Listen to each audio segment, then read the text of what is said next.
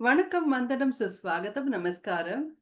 முக்தா 60 முகநூல் மற்றும் முக்தா ராமசுவாமி அவர்களின் 100வது ஆண்டு விழா குழுவினர்கள் நடத்தும் நவராத்திரி ராஜ தர்பார் நிகழ்ச்சியில் உங்கள் அனைவரையும் சந்திப்பதில் மிகவும் மகிழ்ச்சி எனக்கு. நான் நித்யா சௌமி லண்டனிலிருந்து. இன்னைக்கு சரஸ்வதி பூஜை உங்க எல்லாருக்குமே தெரியும். நீங்க எல்லாரும் ரொம்ப அழகா இந்த நிகழ்ச்சிய வந்து நடத்தியிருப்பேள், கொண்டாடியிருப்பேள் அப்படின்னு தெரியும். உலகம் முழுவதுமே இந்த ஆயுத பூஜைய வந்து ரொம்ப சிறப்பா எல்லாரும் கொண்டாடிட்டு வந்துட்டு இருக்கா.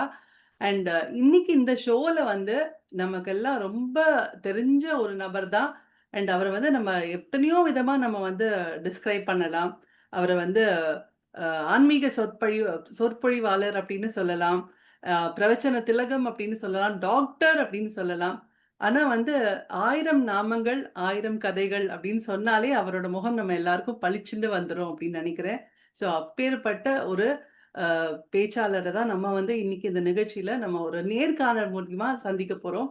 So I am very deeply honoured and humbled to welcome doctor Uve Venkatesh அவர்கள் ஆன் ஆர் ஷோ. நமஸ்காரம் சார். நமஸ்காரம். நம்ம நேயர்கள் எல்லோருக்கும் அடியனுடைய நமஸ்காரம். உங்களை எல்லாம் இந்த நாள்ல சந்திப்பது ரொம்ப பெருமகிழ்ச்சி. எல்லோருக்கும் மகாநவமி, ஆயுத பூஜை, சரஸ்வதி பூஜை நல்வாழ்த்துகள். ரொம்ப சந்தோஷம். இந்த ரொம்ப ஒரு நல்ல ஆஸ்பீஷியஸான நாள்ல உங்களோட ஒரு கான்வர்சேஷன் இருக்கிறதே எங்களுக்கெல்லாம் பெரிய பாக்கியம் அப்படின்னு நினைக்கிறேன் நான். அண்ட் உங்க உங்க எல்லாரையும் சந்திக்கிறது அடியனுக்கு தான் பெரிய பாக்கியம். Feelings are mutual. And Navaratri அந்த அப்படின்னா உங்களுக்கு வந்து உங்களோட சைல்ட்ஹுட் மெமரீஸ்க்கு போலாம் நம்ம. உங்களுக்கு நவராத்திரி எப்படி இருந்தது? உங்களோட குழந்தை பருவத்துலன்னு சொல்லுங்களேன். நவராத்திரின்னதும் நமக்கு கொலு தான் ஞாபகம் வரும். நாங்க கண்டிப்பா. எல்லாரும் போய் இந்த கொலு பொம்மை வாங்கும்போது, இந்த வருஷம் ஸ்பெஷலா என்ன பொம்மை வாங்க போறோம்? அப்படின்னு சொல்லிட்டு கடைக்கு போவோம். நாம சின்ன இப்ப மட்டும் பெருசா மெச்சூரிட்டி வந்துருதான்னு தெரியாது. அப்ப சுத்தமாவே இம்மெச்சூர். அதனால நாம விளையாட்டுத்தனமா ஏதோ ஒரு பொம்மைய வாங்குறேன்னு அடம்பிடிப்பேன். எங்க அப்பா, அம்மா சொல்லுவா, "இத வாங்கிட்டு வந்து வச்சுன்னு என்னடா பண்றது? பிரயோஜனமா பொம்மை வாங்கணும். செட்டா வாங்கணும். ஒரு சுந்தரகாண்ட செட் அல்லது ஒரு கிருஷ்ணாவதார செட், ஒரு கிருஷ்ண லீலை செட் அந்த மாரி வாங்கணும்னு" அவ சொல்லுவா. அதெல்லாம் அப்ப அந்த மெச்சூரிட்டி இல்ல. இப்பதான் பல்வேறு குழுவெல்லாம் பார்க்கும்போது, பொதுவா நாம என்ன நெனைக்கிறோம், நம்முடைய சனாதன தர்மம், இந்த பண்டிகைகள் இதெல்லாம் குறைஞ்சுடுத்தோன்னு நெனைக்கும்போது, நவராத்திரி மட்டும் with all bomb and Splendor ரொம்ப நன்னா கொண்டாடுறா. மேலும் எக்ஸாக்ட்லி. கொலு பார்த்தா, நாங்க சின்ன வயசுல எப்படியெல்லாம் கொலு வைப்போமோ, சும்மா எங்க ஆத்துல ஒரு சின்ன சாதாரண ஒரு டேபிள் போட்டு, அதுல ஒரு 3 வரிசைகள்னு கொலு வச்சிருப்பா. இப்ப பார்த்தா ஒவ்வொரு ஆத்துலயும் ஒரு 7 படி, 9 படி எல்லாம் வச்சு எல்லாம் பிரம்மாண்டமாக பாகுபலிய மிஞ்சுற அளவுக்கு கொலு தான் இப்பல்லாம். இல்ல அவ்வளவு ஒரு பிரம்மாண்டமாக, இல்ல ஏதோ ஒரு வழியில நம்முடைய பாரம்பரியம் அடுத்த தலைமுறைக்கு போறதுன்னா, நம்ம உண்மையிலேயே சந்தோஷப்படணும். அந்த மாரி வந்து ஒவ்வொன்னும் ஒரு செட்டு. அதுவும் ஒருத்தருடைய இல்லத்துல போய் பார்த்து ஷாக் ஆயிட்டேன். அவ நவராத்திரி 9 நாள்னு சொன்னா, வீட்ல டோட்டலா பாக்கி எல்லாத்தையும் ஒதுக்கி வச்சுட்டு, வீடு முழுக்க ஒரு செட்டு கொலுன்னு வைப்பாளாம். இப்போ வந்து ஒரு குரு பரம்பரை, ஆழ்வார் ஆச்சாரியர்கள்லாம் யாரு? அவர்களுடைய வாழ்க்கையில் நடந்த சம்பவங்கள். பார்த்தா அவ வீட்டு வாசல்லேருந்து, ஹால்லேருந்து ஆரம்பிச்சு உள்ளுக்குள்ள அவ பூஜை அறை போற வரைக்கும், எங்க பார்த்தாலும் கொலு பொம்மை, சீரியல் செட்டு, பூக்கள், அலங்காரம் அப்படியே இருக்கு. அந்த அளவுக்கு கிராண்டா வந்து இத பண்ணணுங்கிற எண்ணம். ஆஃப் கோர்ஸ் இதுல வந்து விமர்சனங்கள் சொல்லுவா, "இது இவ்வளவு செலவு பண்ணலாமா? அதுவா, இதுவான்னு." பட் ஒரு அவேர்னஸ் வருது இல்லையா? இப்போ ஒரு கண்டிப்பா. சுந்தரகாண்டம் செட்டோ, ஒரு சீதா கல்யாணம் செட்டோ வைக்கிறான்னா, நம்ம 1000 உபன்யாசம் பண்ணி புரிய வைக்க வேண்டியத, அந்த விஷுவல் டெபிக்ஷன்ல சி ரொம்ப அண்ட் நன்னா டெல் புரிய அப்படின்னு சொல்லுவா. ஸ்கூல்ல குழந்தைகளுக்கு. சி அண்ட் டெல் அப்படின்னு. அத ஆ பார்த்து குழந்தைகளுக்கு கதை சொல்றது. இப்போ உபன்யாசத்துக்கே பவர் பாயிண்ட் பிரசன்டேஷன் போட்டா தான் புரியுறதுங்கிறா. ஆமா. கரெக்ட். அந்த வகையில வந்து இப்போ ஒரு நல்ல அவேர்னஸ். அடுத்தது வந்து இப்போ அந்த காலத்துலலாம் இவ்வளவு தூரம் கார் இவ்வளவுலாம் கிடையாது. பக்கத்தாத்துக்கு சும்மா நடந்து போயிட்டு வருவா, ஆமா. வெத்தல பாக்கு வாங்கிட்டு வருவா அவ்வளவுதான். ஆனா இப்போ வந்து இதுக்கு நவராத்திரிக்கு வந்து எத்தனையோ பேர இன்வைட் பண்ணி, எவ்வளவோ ஒரு கெட் டுகெதர்லாம் நடந்து, ஒரு உண்மையா WhatsApp குரூப் சொல்லணும்னா ஒண்ணு கிரியேட் பண்ணி வச்சுண்டு, ஓ! அது WhatsApp வேறயா? குரூப் வச்சு ஆமா. இங்கெல்லாம் லண்டன்ல ரொம்பவே ஜோரா நடக்கும் எங்களுக்கு. ரொம்ப ஆ. பேக்டா இருக்கும் இந்த 10 டேஸும் எங்களுக்கு. இல்ல அந்த காலத்துல சும்மா அக்கம் பக்கத்துல கூப்பிட்டு ஒரு வெத்தல பாக்கு, ரவிக்க துணி குடுத்து அனுப்புறது அவ்வளவுதான். இப்ப இதுக்குன்னு ஆமா. கிஃப்ட்ஸ் எல்லாம் வாங்கி வந்தவாளுக்கெல்லாம் கிஃப்ட் குடுக்கறது. அந்த காலத்துல அதுக்கு ஜோக்கே சொல்லுவா. நவராத்திரி ரவிக்க துணின்னே ஒரு ஜோக் உண்டு. ஆ. கடையில போய் மாமி கேட்பாளாம். ஒரு 100 ரவிக்க துணி குடுப்பான்னு. அவரே ம். கேட்டுருவாராம். "இது தெச்சு போட்டுக்கவா? வச்சு குடுக்கவான்னு?" அச்சோ! தெச்சு ஓகே. போட்டுக்கன்னா பெருசா குடுப்பார். வச்சு குடுக்கன்னா சின்ன ஹேண்ட் கர்ச்சீஃப் மாரி குடுத்துருவார். ஓ! அடுத்தடுத்து குடுத்துட்டே இருப்பாளாம். அத அவாத்துல பிரிச்சு பாப்பா. ஏதோ தச்சு போடுற மாரி குடுத்துருக்காளோன்னு. பிரிச்சு பார்த்தா இத்துணூண்டுக்கு ஸ்கூலுக்கு எழுதுற லீவ் லெட்டர் மாதிரி இருக்கும். இத தச்செல்லாம் ரொட்டேஷன்ல போட்டு அதுவே மடிச்சு திரும்பி அவ வரும். பக்கத்தாத்துக்கு குடுத்துருவா. கடைசியா சரஸ்வதி பூஜை அன்னைக்கு நம்ம ஆத்துக்கே இது வந்துரும். அதுதான் ரொட்டேஷன்லயே வந்துட்டு அது இருக்கோம். அது அந்த கால ஜோக்கு. ஆனா இப்ப அப்படி இல்ல. எல்லாருக்கும் பாருங்க ரிட்டர்ன் கிஃப்ட்ஸ் எல்லாம் அவ்வளவு பிரம்மாண்டமா குடுத்துட்டு இருக்கா. அதனால யா. வந்து நம்ம ஒரு பக்கம் தீபாவளி கொண்டாட்டம் எல்லாம் குறைஞ்சிடுதுன்னு யோசிக்கிறோம். நவராத்திரி வந்து with all bomb and Splendor ரொம்ப கோலாகலமாக, பிரம்மாண்டமாக கொண்டாடப்படுகிறதுங்கிறது ஒரு வகையில சந்தோஷம். Very nice, very nice. உங்களோட ஸ்கூலிங்லாம் எங்க பண்ணேள் நீங்க? நான் கும்பகோணத்துல ஏஆர்ஆர் மெட்ரிகுலேஷன் ஸ்கூல்ல படிச்சேன். ஒரு ஆ. சாதாரண மிடில் கிளாஸ் ஃபேமிலி. இப்பவும் மிடில் கிளாஸ் தான். சாதாரண ஸ்கூல்ல எப்படி படிப்போமோ எல்லார போல அடியேனும் படிச்சேன். நீங்க நீங்க ஸ்கூல்ல வந்து டாப் செட்ல இருப்பேல்ல நீங்க. Outstanding last student. Bench. Last bench candidate நீங்க இப்ப ஃபர்ஸ்ட்ல வந்துட்டீல் நீங்க. லேட்டா ஆம். வந்தாலும் லேட்டஸ்ட் மாதிரி. அது ஹைட்டா இருக்கிறதுனால லாஸ்ட் பெஞ்ச்ல உட்கார வச்சா. ஆ. ஆம். ஸ்கூல்ல படிக்கும்போதே எப்போதும் ஃபர்ஸ்ட் ரேங்க் வாங்குறதுங்கிறது வழக்கம். மெயினான ஓ! ரீசன் என்னன்னா, செகண்ட் ரேங்க் வந்தாலே எங்க அப்பா திட்டுவார். சில வீட்ல சொல்லுவா இல்லையா, மேத்ஸ்ல 99 மார்க் வாங்கினா, வாங்கின 99 பத்தி பேச மாட்டா. அந்த 1 மார்க் எங்க 1 போச்சுன்னு அத மார்க்க பத்தி தான் பத்தி கேள்வி தான். கேட்பாங்க. அந்த ஆமா. மாரி ஃபேமிலி. அதனால வந்து அந்த பயத்திலேயே வந்து எல்லாத்துலயும் ஃபர்ஸ்ட் மார்க் எப்படியாவது வாங்கணும்னு சொல்லிட்டு முண்டி அடிச்சுன்னு வாங்குறது. அது ஒரு பக்கம் உண்டு. டிஸ்ட்ரிக்ட் ரேங்க் எல்லாம் வாங்கினேன். இல்லன்னா வாவ்! மெடிக்கல் சீட் கிடைக்காதே. கரெக்ட். மெரிட்ல எம்பிபிஎஸ் சீட் வாங்கினேன். வெரி இந்த குட். பக்கம் வந்து ஸ்கூல்ல வந்து சிக்னிஃபிகன்ட்டா ஏதாவது முன்னேற்றம்னு சொல்லணும்னா, 9த் ஸ்டாண்டர்ட் படிக்கும்போது, எங்க ஸ்கூல்ல என்ன சொன்னா, டெய்லி யாராவது ஒருத்தர் ஸ்கூல் பிரேயர்ல பகவத்கீதையில இருந்து ஒரு ஸ்லோகம் சொல்லணும்னா, ம். நான் அதுக்கு முன்னாடி பகவத்கீதை புக்கே அடியேன் பார்த்ததில்ல. ஏதோ ஓகே. ஒரு தைரியம். நான் வந்து சொல்றேன் அப்டின்ட்டேன். அதுக்கப்புறம் அங்க இங்க கடைக்கெல்லாம் சுத்தி எங்கேயாவது பகவத்கீதை புஸ்தகம் கிடைக்குமான்னு வாங்கி, டெய்லி பிரேயர்ல ஒரு ம். ஸ்லோகம், அதனுடைய அர்த்தம். வாவ்! அத மாரி சொல்றதுன்னு சொல்லி 9த் ஸ்டாண்டர்ட்ல இருந்து 12த் ஸ்டாண்டர்ட் வரைக்கும் ஸ்கூல் பிரேயர்ல சொன்னேன். அங்க ஆரம்பிச்சது உங்களோட இந்த பயணம் அப்படின்னு சொல்லலாமா? அப்படின்னு கண்டிப்பா சொல்லலாம். ஏன்னா, இது இல்லைன்னா பகவத்கீதையே நான் படிச்சிருக்க மாட்டேன். ம். எங்க குடும்பத்துல வந்து ஆன்மீக பேக்கிரவுண்ட் எதுவுமே கிடையாது. எங்க அப்பா ஓ! பேங்க் எம்ப்ளாயி, அம்மா பேங்க் எம்ப்ளாயி. அவளுக்கும் இந்த ஆன்மீக விஷயங்களுக்கும் தொடர்பு கிடையாது. ம்ஹ்ம். அம் சுருக்கமா சொல்லணும்னா, நம்ம நடிகர் அஜித் குமார் சொல்லுவார் பாருங்க, பேக்கிரவுண்டே இல்லாம வந்தவர்ன்னு. அதுபோல இந்த கரெக்ட். ஃபீல்ட்ல நமக்கு பேக்கிரவுண்டே கிடையாது. Oh wow! Very nice. Very good. So நீங்களாவே அப்ப உங்கள வந்து செதுக்கி, செதுக்கி நீங்களாவே உங்கள ஆஹா! செதுக்கிண்டேன்னு சொல்லலாமா? அவரோட அந்த டயலாக் சொல்லக்கூடாது. என் வாழ்க்கையில் ஒவ்வொரு நாளும், ஒவ்வொரு நிமிஷமும், ஒவ்வொரு நொடியும் பகவானும், ஆச்சாரியனும் செதுக்கி குடுத்தார். ஓ லவ்லி. லைக் உங்களோட நெறைய டிஸ்கோர்ஸ்ல நான் பார்த்திருக்கேன். நீங்க இந்த பாட்டெல்லாம் வந்து எடுத்து எடுத்து சொல்றீங்க. உங்களுக்கு நெறைய அ சினிமா ரொம்ப பிடிக்குமா அப்போ? ஆஹா! அது கிடையாது. அந்த மாரி நெறைய பேர் நம்மள தப்பா நெனச்சுக்கிறா. அதாவது நம்முடைய மோட்டிவ் என்னன்னா, எது சொன்னா ஒரு விஷயம் எமோஷனலா கரெக்ட்டா கனெக்ட் ஆகுமோ, அப்படிப்பட்ட விஷயத்த சேகரிப்பேன். இதுக்கு காரணம் என்னங்கிறதையும் சொல்றேன். ஸ்கூல், காலேஜ்ல படிக்கும்போதே கொஞ்சம் கவிதை எழுதணும்னு ஆசை உண்டு.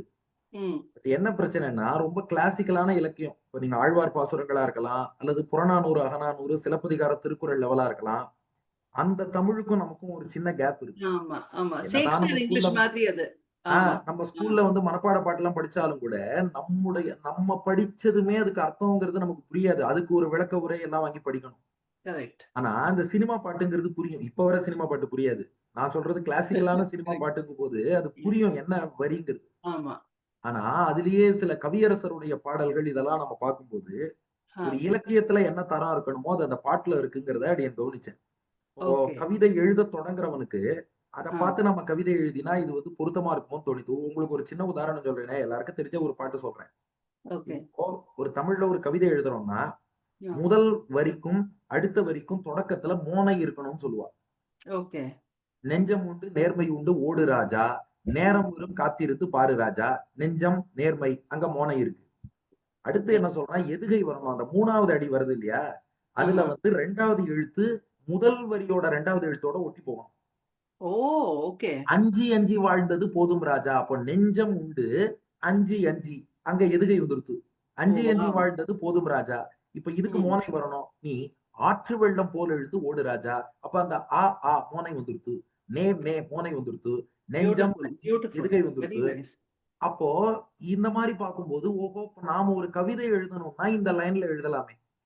ஆ. இப்போ இன்னைக்கு ரைட். புரியாத மாரி எழுதுற அந்த பாட்டெல்லாம் விட்டுடுங்க. அவாளுக்கு எதுகை, மோனை எதுவுமே கிடையாது. அவாளுக்கு வந்து மியூசிக்குக்கு விழுந்தா போதும் ட்ரம் அடிச்சுன்னு பாடிடுவா. ஆனா நாம சொல்றது, இது போல ஒரு கிளாசிக்கலான லிட்டரேச்சர் எடுத்துட்டோம்னா, ஓகே. ஆஹா ஆ. விஷயம் வருது. ஓகே. மேற்கொண்டு இந்த உபன்யாசம் எல்லாம் பண்ண வந்தது. அந்த கதை நீங்களே அப்புறம் கேட்பேள். உபன்யாசம் எல்லாம் பண்ண வந்ததுக்கு அப்புறம் என்ன தோணித்துன்னா, ஒரு பாட்டு சொன்னோம்னா, ம். இந்த மாரி தரமுள்ள பாட்டு அடியேன் என்னைக்குமே தரமில்லாத பாட்டு, விரசமான பாடல்கள்லாம் சொல்ல மாட்டேன். நம்ம வாயில அதெல்லாம் வராது. ஆனா as a piece of literature அது சொன்னா தப்பு இல்ல. அது திரைப்படத்துல கரெக்ட். வந்தது போனது அதெல்லாம் அப்புறம். as a true. piece of literature அது ஒரு எமோஷனை கன்வே பண்றதுன்னா அதை யூஸ் பண்ணலாம். உங்களுக்கு ம். நான் உதாரணம் சொல்றேன். ம். சுந்தரகாண்டத்துல ஹனுமான் இலங்கையில போய் சீதையை சந்திக்கிறார். ஆமா. ராமாயணம் பாடுறார். ராமனுடைய அடையாளங்களை சொல்றார். ராமனுடைய முத்திரை மோதிரம் கணையாழியை கொடுக்கிறார். இந்த ம். கணையாழியை பார்த்து சீதை எப்படி ஆனந்தப்பட்டார். இதை பல ரொம்ப. மகான்கள் வர்ணிச்சிருக்கா. அதெல்லாம் ரொம்ப வசதி. குறைவே இல்ல. டக்குன்னு ஒரு பாமரனுக்கு புரியும்படியாக இதை விளக்கணும்னா, நான் ஒரு பாட்டு சொல்றேன். அந்த சீத்தை கணையாழியை பார்த்து எப்படி ஆனந்தப்பட்டாங்கிறது. சென்ற இடம் யாவும் நிழல் போல தோணுதே. அன்று சொன்ன வார்த்தை அலை போல மோதுதே.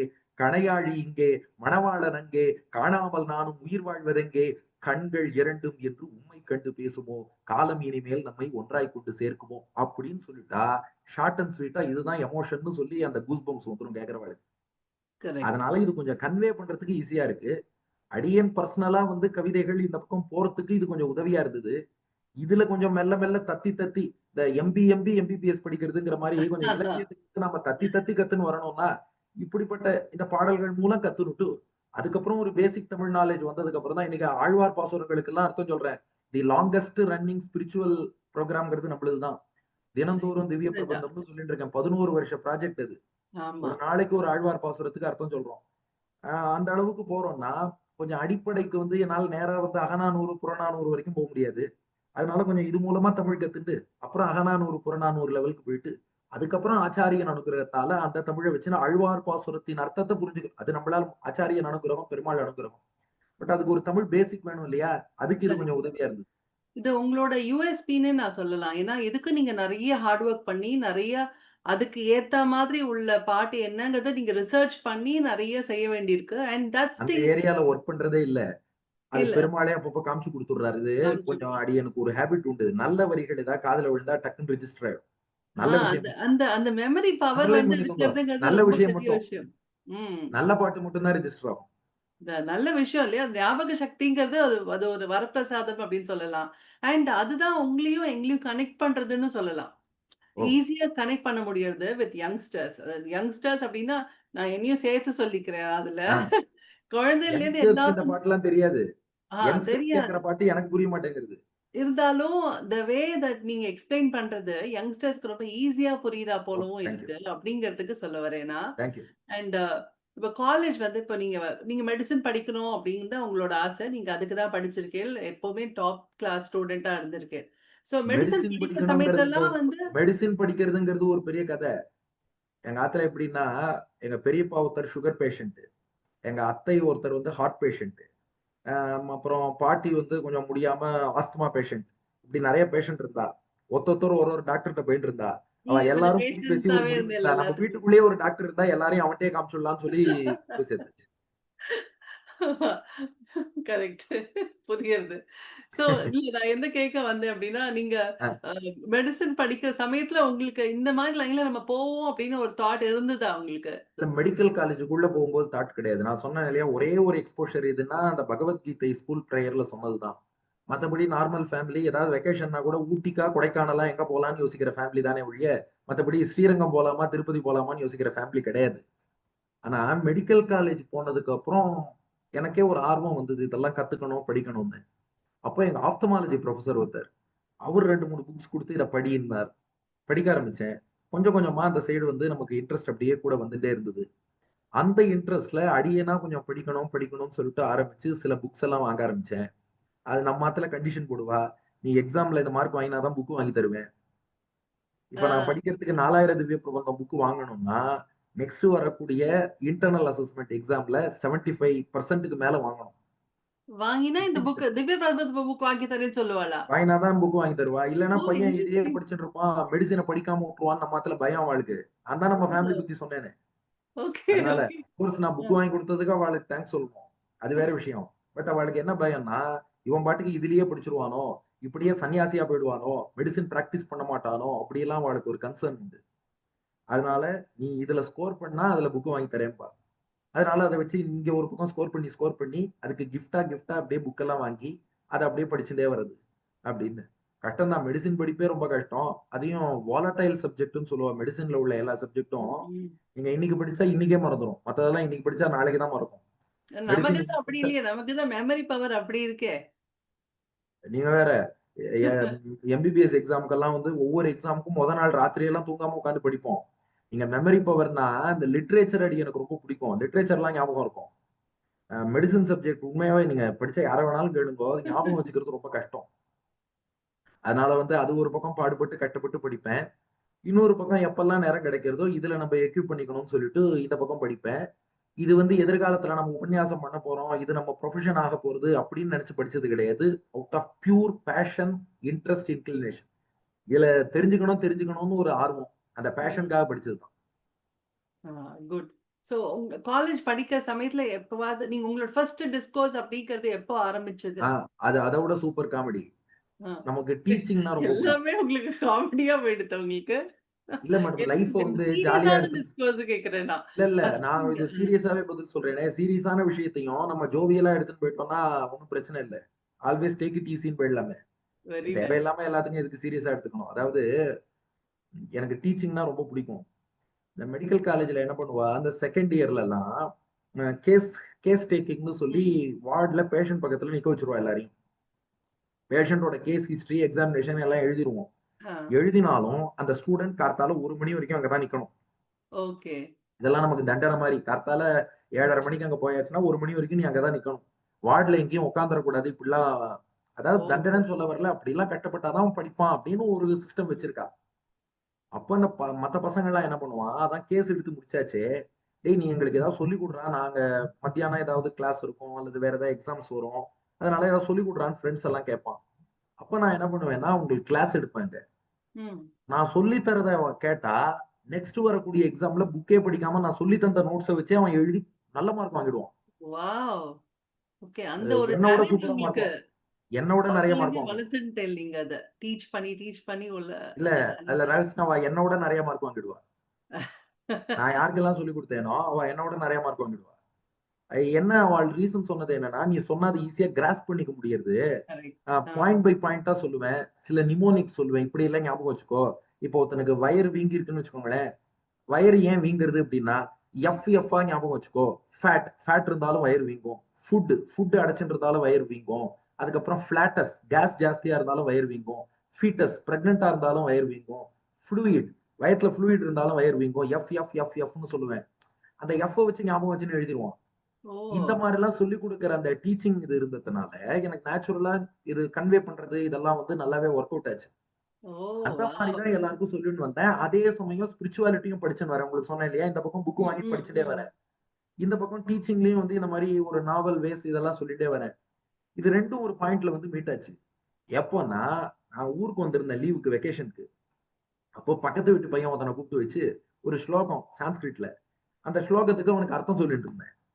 அத வந்து எங்க அம்மா பார்த்துட்டு, "ஐயோ! பையன் இவ்ளோ நன்னா சொல்றானே!" அப்படின்னு சொல்லிட்டு, நாச்சியார் கோவில்ல கண்ணன் பட்டாச்சாரியார்ன்னு ஒரு அர்ச்சகர். அவர்ட்ட ம். போய் சொன்னா, "என் பையன் நன்னா இதுக்கெல்லாம் அர்த்தம் சொல்றான்.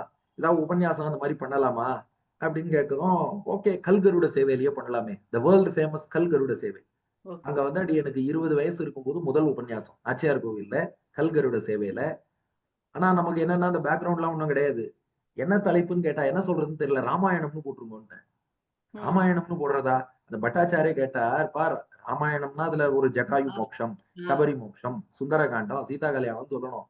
பொதுவா ராமாயணம்ங்கிறியே." நான் சொன்னேன், "இல்ல 1 மணி நேரத்துக்குள்ள ராமாயணத்த முழுசா சொல்லிடுறேன்னு" சொல்லிட்டு தெரிஞ்சத வச்சுன்னு 1 மணி நேரத்துல ராமாயணம்னு சொல்லி ஆரம்பிச்சேன். இப்படித்தான் இந்த டிஸ்கோர்ஸ்ங்கிறது ஆரம்பிச்சது. செகண்ட் ஒண்ணு என்னன்னா, இந்த மாரி நாம சொல்றத எங்க புரொஃபசர் ஒருத்தர் கவனிச்சார். Pediatrics professor. அவர் என்ன பண்ணார், "சாயந்திரம் என் கிளினிக் வரணும். நீ டெய்லி எனக்கு ஒரு ஸ்லோகம் அர்த்தத்தோட சொல்லி தரணும்னார்." நானே அப்பதான் தட்டு தடுமாறி சான்ஸ்கிரிட் கத்துன்னு இருக்கேன். அதுக்கு முன்னாடி நமக்கு சான்ஸ்கிரிட் ரொம்ப தெரியாது. கொஞ்சம் இந்த மாரி இதுக்காக புக் எல்லாம் வாங்கி 30 நாளில் சம்ஸ்கிருதம் இப்படியெல்லாம் புக் வாங்கி அப்படிதான் ஓ! கத்துக்க அதுவும் ஆரம்பிச்சேன். நீங்களாவே கத்துண்டது தான் சான்ஸ்கிரிட்டும். போனாதான் அதுக்கப்புறம் ஆனா இப்ப வந்து எங்க ஆச்சாரியன் அனுப்புறோம். இது காலேஜ் எல்லாம் முடிச்சதுக்கு அப்புறம் எங்க வில்லூர் சுவாமி கருணாகராச்சார் சுவாமிட்ட ப்ராப்பரா ஸ்ரீபாஷி எல்லாம் கத்துட்டு அவர்ட்டேருந்து வந்த சம்ஸ்கிருத ஞானம் அது ப்ராப்பரா வந்தது. இது ம். இம்ப்ராப்பரா கத்துண்டது. இன்ஃபார்மலா கத்துண்டது. இதெல்லாம் கொஞ்சம் தட்டு தடுமாறி சுக்குமி, லகுதி, பிலி அப்படியெல்லாம் சம்ஸ்கிருதம் கத்துட்டு இருந்த சமயம். அவர் என்ன பண்ணார், "நீ கத்துக்கிறதோட சேர்த்து எனக்கும் கத்துக் குடு. டெய்லி கிளினிக் வாம்பார்." சாயந்தரம் என்ன பண்ணுவேன்னா, காலேஜ் எல்லாம் முடிச்சுட்டு 7 மணிக்கு அவர் கிளினிக் போவேன். அங்க போய் அவருக்கு ஏதாவது ஒரு ஸ்லோகம், அந்த ஸ்லோகத்துக்கு நான் அர்த்தம். நான் ம். அதுக்கு உட்கார்ந்து வொர்க் பண்ணணும். இதுக்கு என்ன அர்த்தம் எல்லாத்தையும் அங்க, இங்க தேடி பல புஸ்தகங்கள ரெஃபர் பண்ணி, ஆன்லைன்லாம் ரெஃபர் பண்ணி, அத போய் அவருக்கு சொல்லிக் குடுத்துட்டு வருவேன்.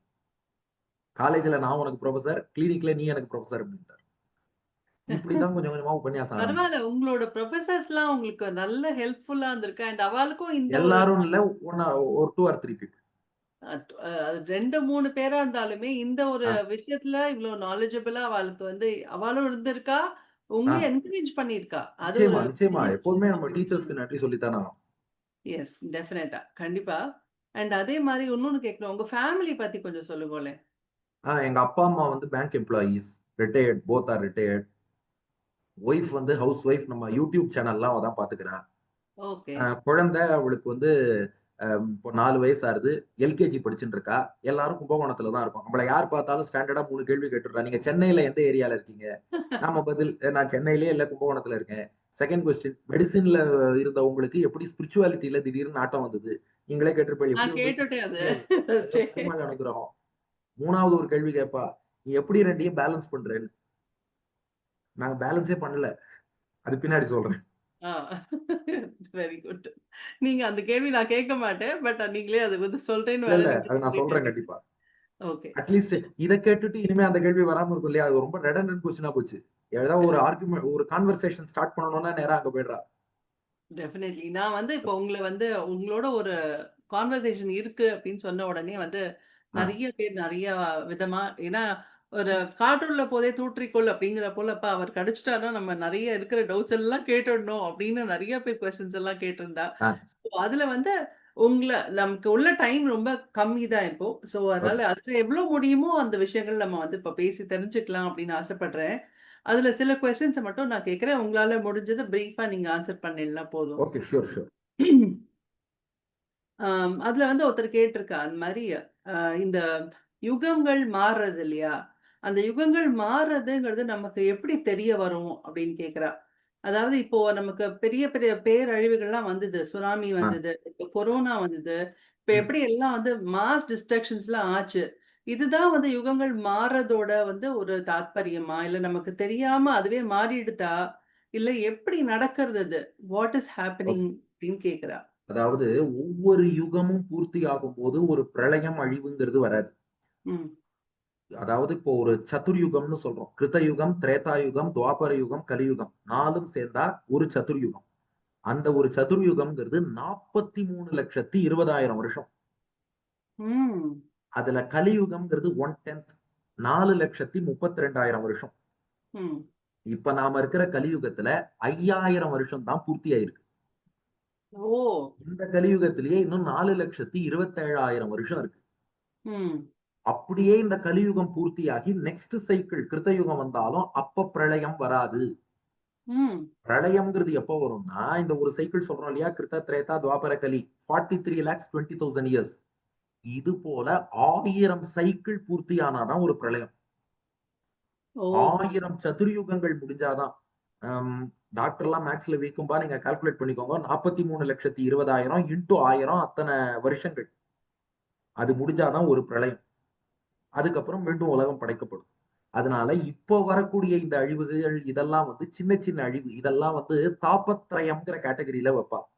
ஆத்தியாத்மிகம்னா, இந்த உலகத்துல இருந்தாலே உடல் ரீதியான கஷ்டங்கள்ங்கிறது வரும். இப்ப இந்த கோவிட் இதெல்லாம் சொல்றோம் பாருங்க. டயபெட்டிஸோ, ம். ஹைப்பர் டென்ஷனோ, மூட்டு வலியோ. இந்த உலகத்தில் வாழும்போதே இது போல உடல் ரீதியான கஷ்டங்கள் வரும். அதுக்கு ஆத்தியாத்மிகம்னு பேரு. ஆதி பௌத்திகம்னு புழு, பூச்சி, இந்த பிராணிகள் இவற்றினால சில கஷ்டங்கள் வரும். அதுக்கு ஆதி பௌத்திகம்னு பேரு. 3வது ஆதி தெய்வீகம்னு பேரு. அதாவது நேச்சுரல் போர்ஸஸ். தேவர்கள் கண்ட்ரோல்ல உள்ள ஒரு புயல், வெள்ளம், சுனாமி, எர்த்குவேக். ஆமா. பூகம்பம், ம். இதெல்லாம் வரதுக்கு ஆதி தெய்வீகம்னு பேரு. இதெல்லாம் நடுவுல வந்து போயிட்டு தான் இருக்கும். இது பிரளயம் கிடையாது. டோட்டல் உலக சிருஷ்டிங்கிறதே மொத்தமாக கிராஸ் ஃபார்ம்ல இருந்து சட்டில் ஃபார்ம்க்கு மாறும். மேக்ரோல இருந்து மைக்ரோக்கு மாறும். ஸ்தூல நிலையில இருந்து சூக்ஷ்ம நிலைக்கு மாறும். அதுதான் பிரளயம். மீண்டும் சூக்ஷ்மமா இருக்கிறது ஸ்தூலமா மாறும். அதுக்கு சிருஷ்டி. மைக்ரோல இருந்து மேக்ரோவுக்கு மாறினா அது படைப்பு. மேக்ரோ ஃபுல்லா மைக்ரோவானா அது பிரளயம். அது வந்து இப்போதைக்கு கிடையாது. ஸோ இப்போதைக்கு நம்மளும் வந்து பயப்பட வேண்டாம். இப்ப எதுவும் ஆகப்போறது நாம கிடையாது. யாரும் பயப்பட வேண்டாம். கல்கி அவதாரத்துக்கு இன்னும் 4,27,000 வருஷம் இருக்கு. அதுக்குள்ள ஆச்சாரியன் அனுகிரகத்தால நாமே மோட்சம் போயிடலாம். Very nice. Very good. Happy to know that. Um இப்போ இது ஆக்சுவலா 2 விதமா பார்க்கலாம் இந்த கொஸ்டின. இப்ப மகாபாரதத்திலேயே எடுத்தனாலும், இப்ப வந்து 2 அவதாரமும் சேர்ந்து இருக்கு. கிருஷ்ண அவதாரம், பலராம அவதாரம் இருக்கு. நம்ம நெறைய கிருஷ்ண அவதாரம், கிருஷ்ண லீலைகள் அப்படின்னு நெறைய அது கிருஷ்ணர பத்தியே நம்ம நெறைய ஆ, கேட்கிறோம். பட் பலராமர பத்தி நம்ம நெறைய விஷயங்கள் தெரிய மாட்டேங்கிறது. ஆ. அது ஏன் அது அப்படின்னு கேட்டிருக்கா. ஏன்னா சுவாமி வேதாந்த தேசிகன் தசாவதார ஸ்தோத்திரத்துல பதில் சொல்றார். க்ஷீரம் சர்க்கர ஏவ யாபிரபிருதக் பூதா பிரபூதைர் குணைஹி அப்படின்னு ஒரு ஸ்லோகம். அதாவது கிருஷ்ணாவதாரம்ங்கிறது பால் மாதிரியாம். பலராம அவதாரம்ங்கிறது அதில் சேர்க்கப்பட்ட சர்க்கரை மாதிரியாம். இப்ப ஆ, நீங்க நம்மாத்துக்கு வரேன்னு வச்சுக்கோங்களேன். நான் உங்களுக்கு பால் குடுக்குறோம். சர்க்கரை போட்டு பால் குடுக்குறோம். சாப்பிட்டுட்டு சொன்னேன். சர்க்கரை சூப்பர் அப்படின்னு. சொல்லுவேளா அப்படி? மாட்டோம். பால் நல்லா இருக்குன்னு தான் சொல்லுவேள். ஆனா அந்த கண்டிப்பா. பாலுக்கு சுவை குடுத்தது எது? சர்க்கரை. ஆனா சர்க்கரையோட பர்ப்பஸ் என்னன்னா, தான் நன்னா இருக்கேன்னு காட்டிக்கிறதுக்கு இல்ல. பாலுக்கு பெருமை சேர்க்க. பாலு. ஆஹா. அதுபோல கிருஷ்ணன் சர்க்கரை மாரி, கிருஷ்ணன் பால் மாதிரி, பலராமன் சர்க்கரை மாரி, பலராம அவதாரம் கூட வந்ததே எதுக்குன்னா, கிருஷ்ணாவதாரத்துக்கு சுவை சேர்க்கத்தான். அப்போ அல்டிமேட்டா பால் நன்னா இருக்குன்னு தான் சொல்லுவோமே ஒழிய, சர்க்கரை நன்னா இருக்குன்னு ரசிக்க மாட்டோம். அதுபோல கிருஷ்ணாவதாரத்த ரசிக்க வைக்கணுங்கிறதுக்காகத்தான், அந்த பால் கூட சர்க்கரை போல பலராமன் வந்தாராம். அதாவது கிருஷ்ணன்கிறவன் பூர்ணாவதாரம். ம். வைகுண்டத்துல இருக்கிற பெருமாள் அவரே பூமிக்கு வந்தார். அது ம். கிருஷ்ணாவதாரம். ம். பலராமன் வந்து ஆவேச அவதாரம். அவர் முழு பெருமாள் கிடையாது. அவர் ம். ஆதிசேஷன். ம். ஆதிசேஷனுக்குள்ள தன் சக்திய மட்டும் குடுத்து, கூட பெருமாள் அனுப்பி வச்சிருக்காரு. அப்போ கூட இருக்கிற பலராமன்கிறவர் நம்ம சப்ஜெக்ட்ல படிக்கிற ஆன்சிலரி சப்ஜெக்ட் மாரி.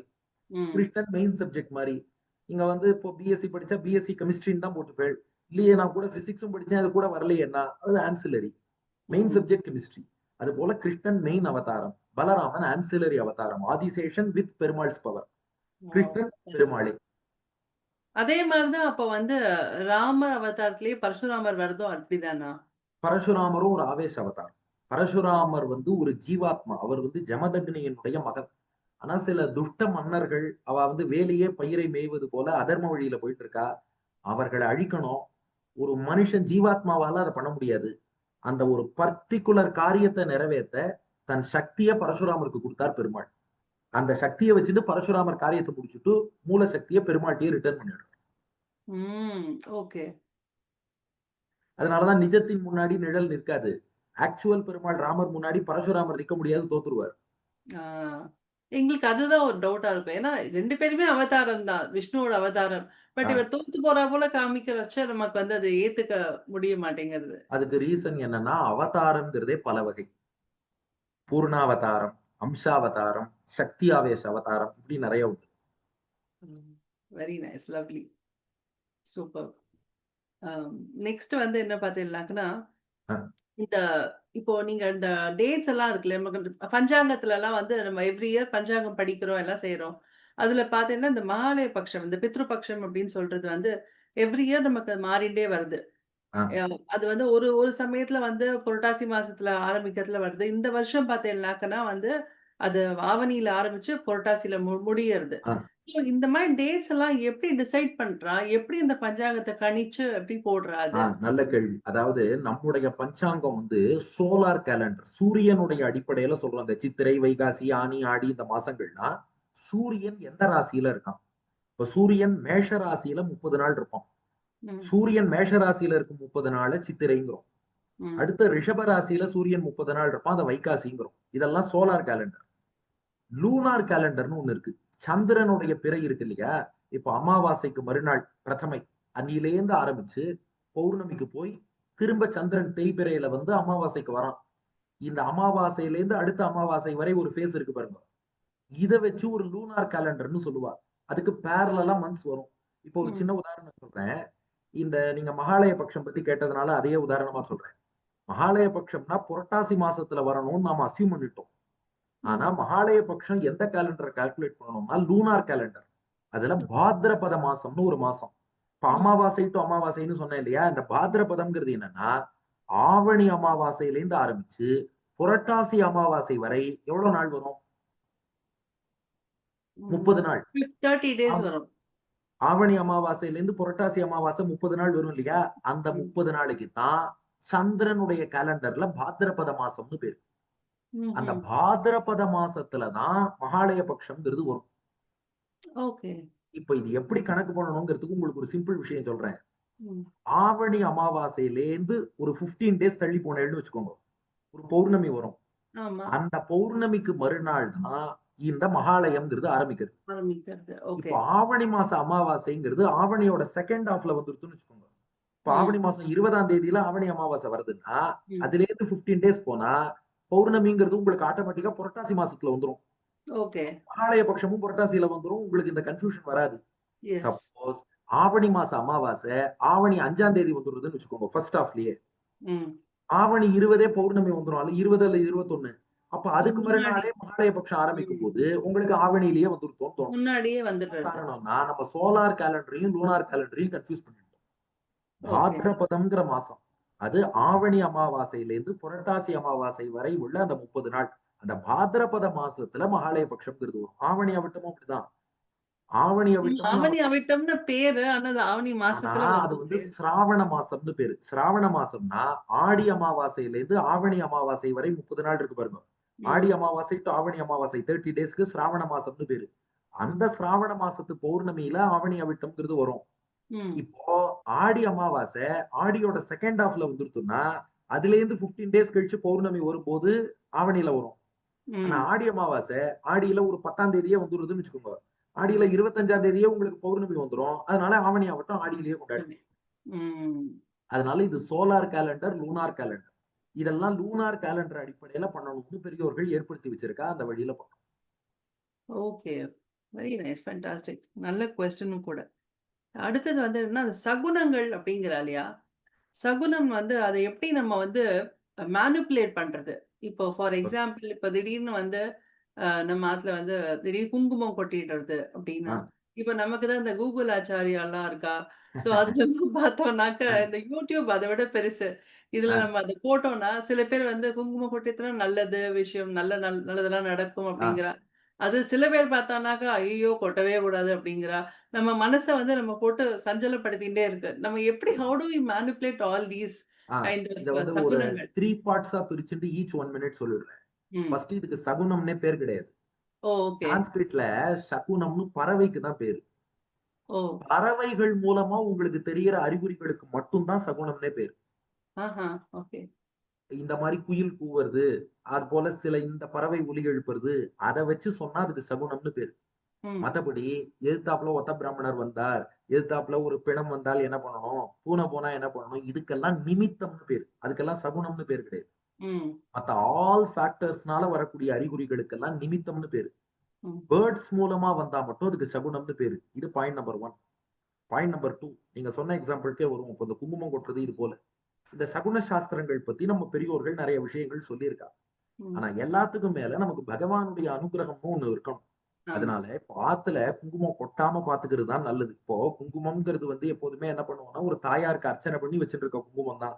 அப்ப தாயாருடைய திருமேனி சம்பந்தம் கொண்ட அந்த குங்குமத்த வந்து நாம கீழ கொட்டுறோம்னா, அத நம்ம இப்படியே பார்ப்போமே. அது ஐயோ! தாயார்ட்ட ஒரு அபச்சாரமா போயிடுமோ! அப்படின்னு நமக்கு தோணும். அதனால கொட்டாம பாத்துக்கிறது நல்லது. வேணும்னு நாம கொட்ட வேண்டாம். நம்மள மீறி கொட்டித்துன்னா நாம என்ன பண்ணணும்னா, பெருமாள் தாயார்ட்ட ஒரு க்ஷமாபணம். அடியேன் தெரியாம அத கொட்டிட்டேன். க்ஷமிச்சுக்கணும். அதனால இதுக்கு மேல இனிமே தப்பு பண்ணாம கேர்ஃபுல்லா இருக்கேன்னு சொல்லி ஒரு க்ஷமாபணம் கேட்டுக்க வேண்டியது தானே ஒழிய, ம். இப்போ குங்குமம் கொட்டினதுனாலேயே ஒரு பாதிப்பு வரப்போறதுன்னு நாம எடுத்துக்க வேண்டாம். இந்த நிமித்தங்கள நாம எப்படி புரிஞ்சுக்கணும்னா, நம்ம வாழ்க்கையில நல்லது, கெட்டது எதனால வரும்னா, நம்ம கர்மாவினால தான் வரும். பாப ம். புண்ணியம். என்ன பண்ணியிருக்கோமோ அதனால தானே வரும். அப்ப இந்த குங்குமம் கொட்டுவதோ, அல்லது மற்ற நிமித்தங்களோ ஒரு ம். சிக்னல் தான். ம். குங்குமம் கொட்டினதுனால அது நடக்கல. நாம ஒரு ம். பாபம் பண்ணியிருப்போம். அதுக்காகத்தான் நமக்கு ஒரு தண்டனை கிடைக்கும். ஆனா ம். பகவான் என்ன பண்றார், "இதோ பாருப்பா இப்படி ஒரு பாவம் பண்ணியிருக்க. இதுக்கு ஒரு தண்டனை வரப்போறது. இத நான் காமிச்சு குடுக்குறேன். கேர்ஃபுல்லா இருன்னு" சொல்றாரு. அதுக்கு தான் அந்த குங்குமம் கொட்டியிருக்கு. அப்ப நாம அத எந்த கோணத்துல பார்க்கணும்னா, ம். "அப்பா ம். ஏதோ ஒரு அறிகுறி சரியில்லாம இருக்கு. So we have to be careful." இன்னும் கொஞ்சம் நல்லா பிரார்த்தனை பண்ணுவோம். ம். அதுக்காக குங்குமம் கொட்டினதுனால நடந்ததான்னா, இல்ல நம்முடைய கர்மாவினால் நடந்தது. அப்ப இந்த சகுனத்துக்கு வேல்யூ இல்லையா? நிமித்தத்துக்கு வேல்யூ இல்லையான்னா, வேல்யூ இருக்கு. அது என்ன சொல்றதுன்னா, நீ கேர்ஃபுல்லா இருன்னு சொல்றது. 3வதா ஒரு விஷயம் சொல்றேன். நம்ம பெரியோர்கள் ரொம்ப யோசிக்காம எதுவுமே சொல்ல மாட்டா. குங்குமம் கீழ கொட்டுறதுன்னா என்ன அர்த்தம்? அந்த நேரத்துல நம்ம கை தடுமாறுறதுன்னு தானே அர்த்தம். இதான் 3வது பாயிண்ட். கை தடுமாறும்போது என்ன வேலை செஞ்சாலும் அந்த வேலையும் தடுமாறும் இல்லையா? ம். அதனால கொஞ்சம் ரிலாக்ஸ் பண்ணி செய்யலாம் இல்லையா? ஓகே. மேபி அது நமக்கு வார்ன் பண்றா போல. வீட்ட விட்டு வெளியில போகும்போது தடுக்கிறதுன்னா, உனக்கு வாசப்படியிலேயே கண்ணு சரியா இல்ல, ரோட்ல போகும்போது ஒழுங்கா போவியா? It's like a warning. அந்த மாதிரி நாம புரிஞ்சுட்டு, அதனால எப்போதும் பெருமாள்கிட்டயும் தாயார்ட்டயும் பிரார்த்தனை பண்ணிட்டு, நம்முடைய கர்மாவுக்கு ஏதோ ஒரு பலன் வரப்போறது. அதை இப்படி சூச்சகமா பகவான் காட்டுறான். சோ லெட்ஸ் பி கேர்ஃபுல்னு அவர்ட்ட பிரார்த்தனை பண்ணா. இறையருள் இருந்தா எதுக்கும் நம்ம பயப்பட வேண்டாம். Very correct. Very good. அடுத்தது வந்து இந்த வைஷ்ணவிசம்ல வந்து வடகலை, தென்கலை அப்படின்னு 2 ஆ, சப் 2 சப்செக்ட்ன்னு சொல்லலாம் இல்லையா? அந்த மாதிரி இருக்கு. என்ன டிஃபரன்ஸ் அதுக்கு? 2த்துக்கும் என்ன டிஃபரன்ஸ் ஆக்சுவலா இருக்கு? நீங்க பெருசா சொல்ற அளவுக்கு டிஃபரன்ஸே கிடையாது மேடம். அதுதான் உண்மை. இப்போ ஜெனரல் டெர்ம்ஸ் வடகலை, தென்கலைங்கிறா. ஆக்சுவலா ம். வடகலைங்கிறது சுவாமி வேதாந்த தேசிகன் வழியில வந்தவாள தேசிக சம்பிரதாயம்னு சொல்லுவா. ம். சுவாமி பிள்ளலோகாச்சாரியார் மணவாள மாமுனிகள் வழியில வந்தவாள தென்னாச்சாரிய சம்பிரதாயம். வடகலைங்கிறது தேசிக சம்பிரதாயத்தை குறிக்கிறது. தென்கலைங்கிறது தென்னாச்சாரிய சம்பிரதாயத்தை குறிக்கிறது. எல்லாருமே ராமானுஜதாசர்கள் தான். ஏன் அடியன் இந்த வேறுபாடு இல்லைன்னு சொல்றேன்னா, ஒரு சின்ன விஷயம். வடகலை வைஷ்ணவரோ, தென்கலை வைஷ்ணவரோ நீங்க அவரை கூப்பிட்டு, நீ யாருன்னு கேட்டா, அடியேன் ராமானுஜதாசன். ம். 2 பேரும் அதான் சொல்லுவா. நீ யாருன்னு கேட்டா, அடியேன் ராமானுஜதாசன். சரி யார வணங்குறேன்னு கேட்டா, பிராட்டியோடு கூடிய பெருமாளை வணங்குகிறேன். பிராட்டியோடு கூடிய பெருமாள் லக்ஷ்மி நாராயணன். அவர்தான் தெய்வம். 2 பேரும் அதைத்தான் சொல்லப் போறார். ம். சரி அந்த பெருமாளை அடையறதுக்கு என்ன பண்ண? ஆச்சாரியன்ட்ட போய் பஞ்சசம்ஸ்காரம் பெற்று சரணாகதி பண்ண. 2 பேரும் அதான் பண்றாங்க. வாழ்க்கையின் லட்சியம் என்ன? வைகுண்டம் போய் பெருமாள் தாயாருக்கும் அடியார்களுக்கும் கைங்கரியம் பண்ணணும். 2 பேரும் அதான் சொல்லப் போறா. இப்போ அடியன வேணாலும் நீங்க இந்த கால்ல இருந்து வெளியில எடுத்துட்டு, நீங்க ஒரு தேசிக சம்பிரதாயத்தவர்ட்ட கேட்டு இந்த 4 கேள்வி கேளுங்கோ. ம். தென்னாச்சாரிய சம்பிரதாயத்திட்ட கேளுங்கோ. இது எல்லாத்துக்கும் அவன் ஒரே பதில் தான் சொல்லப் போறான். அடுத்து இப்போ ராமானுஜர் சொன்ன பிலாசபிக்கு விசிஷ்டாத்வைத்தம்னு பேரு. அந்த ம். விசிஷ்டாத்வைத்தம் என்ன சொல்றது? இந்த மொத்த பிரபஞ்சமும் எல்லா உயிர்களும் பகவானுக்கு சரீரம். பெருமாளுக்கு உடலா நாம எல்லாம் இருக்கோம். எல்லாருக்கும் உயிரா பெருமாள் இருக்கார். இந்த டேபிள் லேப்டாப்புக்கும் பெருமாள் உயிரா இருக்கார். இந்த உயிராகிய ஜீவாத்மா இருக்கே, உயிருக்குள்ளும் உயிராக பகவான் இருக்கார். இதுதான் பிலாசபி. இந்த பிலாசபில வடகலை விசிஷ்டாத்வைத்தம், தென்கலை விசிஷ்டாத்வைத்தம் எல்லாம் கிடையாது. 2 பேருக்கும் ஒரே பிலாசபி விசிஷ்டாத்வைத்தம் தான். பிலாசபியும் ஒண்ணுதான். தியாலஜியும் ஒண்ணுதான். இந்த வேறுபாடுகள் நிறைய சொல்றாளே, ஒரு 2 உதாரணம் சொல்றேன். டயத்தை கருத்தில் கொண்டு நீங்க சொல்லுங்க. லக்ஷ்மியையும் நாராயணனையும் வழிபடணுங்கிறதுல 2 பேருக்கும் மாற்று கருத்து இல்ல. ம். ஹைப்போதெட்டிக்கலா யோசிக்கிறா.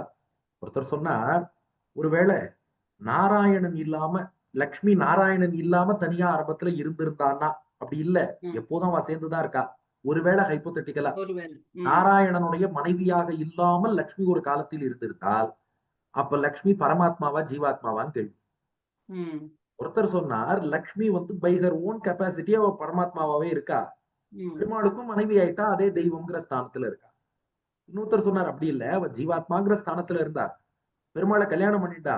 அதனால இப்ப பெருமாளோடு அதான் சேர்ந்து கல்யாணம் இறைவியாக ஆயிட்டா. இருக்கிறாள். ம். இப்ப எந்த ஃபார்முலாவா இருந்தாலும், இப்ப லக்ஷ்மி இறைவிங்கிறத 2 பேரும் ஒத்துக்கிறாளா இல்லையா? ம். லக்ஷ்மியும் நாராயணனையும் வணங்கணுங்கிறத 2 பேரும் ஒத்துக்கிறாளா இல்லையா? இந்த அல்ஜீப்ரால ஒரு சால்வ் பண்ணும்போது, ஒருத்தர் இந்த ஃபார்முலா வச்சு சால்வ் பண்ணியிருப்பார். இன்னொருத்தர் அந்த ஃபார்முலா வச்சு சால்வ் பண்ணியிருப்பார். லக்ஷ்மி இறைவிங்கிறத யாரும் மறுக்கல. லக்ஷ்மி ஓன் கெப்பாசிட்டினால இறைவியா? பெருமாளுக்கு பெருமாள மனைவிங்கிறதுனால இறைவி. கல்யாணம் பண்ணிட்டதுனால இறைவியானாளா?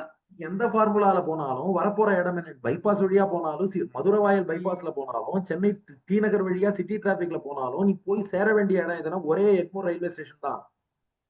பிராட்டியோடு கூடிய பெருமாளை தான் அல்டிமேட்டா வழிபட போறோம். ஸ்ரீமன் நாராயண சரணம்னு தான் துவயமந்திரம் சொல்றோம். இந்த ஃபார்முலால தான் வித்தியாசம். அதுதான் இது அபிப்பிராய பேதம் கிடையாது, யோஜனா பேதம். டிஃபரன்ஸ் ஆஃப் ஒப்பீனியன் கிடையாது. Difference in explanation or interpretation. அது 2 ஃபார்முலா வச்சு. இன்னொன்னு சொல்றேனே, இந்த ஆத்மானுபவம் கைவல்யம்ங்கிறான். அந்த ஆத்மானுபவம்ங்கிறது இந்த உலகியல் மண்டலத்துக்கு அப்பால் இருக்குன்னு ஒரு சாரார் சொன்னார். உலகியல் மண்டலத்துக்கு உள்ளேயே இருக்குன்னு இன்னொரு சாரார் சொல்றார். இது வடகலை தென்கலையில ஒரு வேறுபாடுங்கிறார். இன்னைக்கு வடகலையும் சரி தென்கலையும் சரி 2 சம்பிரதாயமுமே பெருமாளுக்கு கைங்கரியம் பண்றதுதான் லட்சியம் நினைக்கிறாளே ஒழிய இந்த ஆத்மானுபவத்தை யாருமே விரும்பல. ம். ஆத்மானுபவத்தை நீயும் விரும்பல நானும் விரும்பலன்னா அது இந்த உலகத்துக்கு அப்பால் இருந்தா என்ன, இப்பால் இருந்தா என்ன? நமக்கு தேவையான விஷயங்கள்ல எங்கேயுமே நம்ம கான்ஃபிளிக்ட்ங்கிறது கிடையாது. அதனால அந்த கோணத்துலதான் பார்க்கணும். இப்போ வடகலை திருமணுக்கும் தென்கலை திருமணுக்கும் வித்தியாசம் இருக்குங்கிறா. திருமண்ல வித்தியாசம்னா இப்ப நான் கூட பட்டையாட்டு இருக்கேன். இன்னொருத்தர் இதே திருமணம் லேசாயிட்டு இருக்காரு. உன் திருமணம் என் திருமணம் வித்தியாசமா இருக்குன்னு சண்டை போட முடியுமா? அல்டிமேட்டா திருமண் இருந்தாலும் திருமண் பெருமாள் திருவடிகளை குறிக்கிறது. 2 பேரும் ஒத்துக்கிறா. ஸ்ரீசூர்ணம் தாயார குறிக்கிறது. 2 பேரும் ஒத்துக்கிறா. அதுல மாற்றுக்கிறது இல்லையே. இப்போ நீங்க வடகலையா சொல்றது இப்படி, பட் ஏன் அடிக்கடி கிளாஷ் வருதுவா 2 பேருக்குள்ளயும்? ஆஹ் அதுதானே பெரிய விஷயமா இருக்கு இல்லையா? அதாவது அண்ட் அது மேடம் என்ன ஆயிடுறதுன்னாக்க, நமக்குள்ளேயே வந்து என்னடா இப்படி இவாளே சண்டை போட்டுக்கிறா, இவாளுக்குள்ள தான் அது என்னமோ சொல்லுவா இல்லையா? அது மாரி ஊரு 2 பட்டா கூத்தாடிக்கு சந்தோஷங்கிற போல, இவாளுக்குள்ளேயே ஏன் இவ்ளோ சண்டை வருது? மத்தவாள்லாம் அத பார்த்து சிரிக்கிறாளே அப்படிங்கிற போல நமக்கு மனசு கஷ்டமாயிடுறது இல்லையா? அது ஆக்சுவலா நீங்க பிலாசாபிக்கல் சண்டையாவே பார்க்கக்கூடாது. ஆ. இப்போ ஒ ஒண்ணு சொல்லிடுறேனே. இப்போ வடகலையில 4 தடவ விழுந்து நமஸ்காரம் பண்ணுவா. தென்கலையில 1 தடவ பண்றா. ஏன்னா 2க்கும் ஒரு சிக்னிஃபிகன்ஸ் இருக்கு. இப்போ வடகலையில 4 தடவ நமஸ்காரம் பண்றது எதுக்குன்னா, பெருமாளுக்கு எவ்வளவு பண்ணாலும் தகும். அவர் பெருமைக்கு 4 தடவ பண்றோம்ன்னா. தென்கலையில ஒரே தடவ பண்றாளேன்னா, இல்ல அவர் கருணைக்கு ஒரு தடவ பண்ணாலே அனுகிரகம் பண்ணுவார். அதனால ஒரு தடவ. இது அப்படித்தான். ஆனா சண்டை போடுறவா வந்து 4 தடவ பண்றது கரெக்ட்டா, ஒரு தடவ பண்றது கரெக்ட்டான்னு சண்டை போடல. ஒருவேள அந்த விசாரம் இருந்தாலும், அதெல்லாம் ஒரு சதஸ்ல இப்போ ஒரு கான்ஃபரன்ஸ்ல சயின்டிஸ்ட் 2 பேர் ஆர்க்யூ பண்ணுவா பாருங்க. அந்த லெவல்ல தான் அதெல்லாம் நடக்கும். நீங்க சொல்றது வந்து ஐ திங்க் கோவில் எதுக்கு சண்டைகள சண்டை சொல்றேன்னு நெனைக்கிறேன். போடுறான்னு தெரிய மாட்டேங்கிறது. இல்ல ஆமா. அது வந்து எப்படின்னா, கோவில்ல வந்து ஒருத்தருக்கு ரைட்ஸ் இருக்கும். இது ம். உன்னுடைய ரைட்ஸா, என்னுடைய ரைட்ஸாங்கிற அந்த விவாதம் வரும்போது, இது வெளியில பெர்ஃபெக்ட்டா இந்த ஒருத்தர் யூ மாரியும், ஒருத்தர் ஒய் மாரியும் போட்டுட்டு இருக்கிறதுனால, அத கலை சண்டைன்னு பேர் வச்சுடுறாங்க. ம். உங்களுக்கு தெரியாம நான் சொல்றேன். பல கோவில்கள்ல ஒரே கலைய சேர்ந்தவா தான் இருப்பா. ம். அவாளுக்குள்ளேயே யாருக்கு முதல் மரியாதைன்லாம் கூட சில இடங்கள்ல சச்சரவுகள்லாம் வரும். அந்த மாரி வந்ததும் அடியேன் பார்த்திருக்கேன். பட் காஞ்சிபுரம் போன்ற ஒரு சில இடங்கள்ல வடகலையாருக்கும் சில உரிமைகள் இருக்கும். தென்கலையாருக்கும் சில உரிமைகள் இருக்கும். 2 பேருக்கும் உரிமை இருக்கும்போது, உனக்கா எனக்காங்கும்போது, அத வெளியில வந்து அந்த வீடியோ எடுத்து WhatsAppல ஃபார்வர்ட் பண்றவா, சோசியல் மீடியால ஸ்ப்ரெட் பண்றவா என்ன பண்றா, இது வந்து வடகலை, தென்கலை சண்டை அப்படிங்கிறாப்புல ப்ரொஜெக்ட் பண்றா. அது வந்து இந்த பிலாசபி வச்சோ, இந்த சித்தாந்தம் வச்சோ, இது என்ன? நீ சொல்றது என்ன? நான் சொல்றது என்னங்கிறதுக்காக வரக்கூடிய சண்டை இல்ல. அந்த கோவில்ல ரைட்ஸ் யாருக்காகங்கிறதுக்காக அவ பண்றது. இத சுமூகமாக வந்து பெரியோர்கள் ஒரு பக்கம், அது போல கோவில் நிர்வாகம், அத சம்பந்தப்பட்டவா ஒரு பக்கம். எல்லாரும் பேசி சீக்கிரமா சுமூகமாக பண்ணிடுறதுங்கிறது நல்லது. இன்னொன்னு நாம என்ன புரிஞ்சுக்கணும்னா, அங்க ஒரு சிலர் சண்டை போடுறாங்கிறதுக்காக டோட்டல் சம்பிரதாயத்த அந்த மாரி ஜட்ஜ் பண்ண வேண்டாம். 99.9% ஒத்துமையா தான் இருக்கா.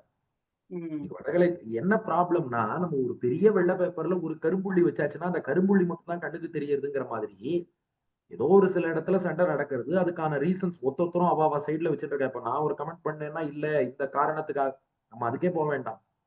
ஒத்துமையா எவ்வளவு பேர் இருக்கா? பொண்ணு குடுத்து பொண்ணு எடுக்கிறதுலேருந்து எவ்வளவு விஷயம் நடக்குது. ஒரே ஃபேமிலிலேயே வந்து வடகலை, தென்கலை கரெக்ட். எல்லாரும் சேர்ந்தெல்லாம் இருக்கா.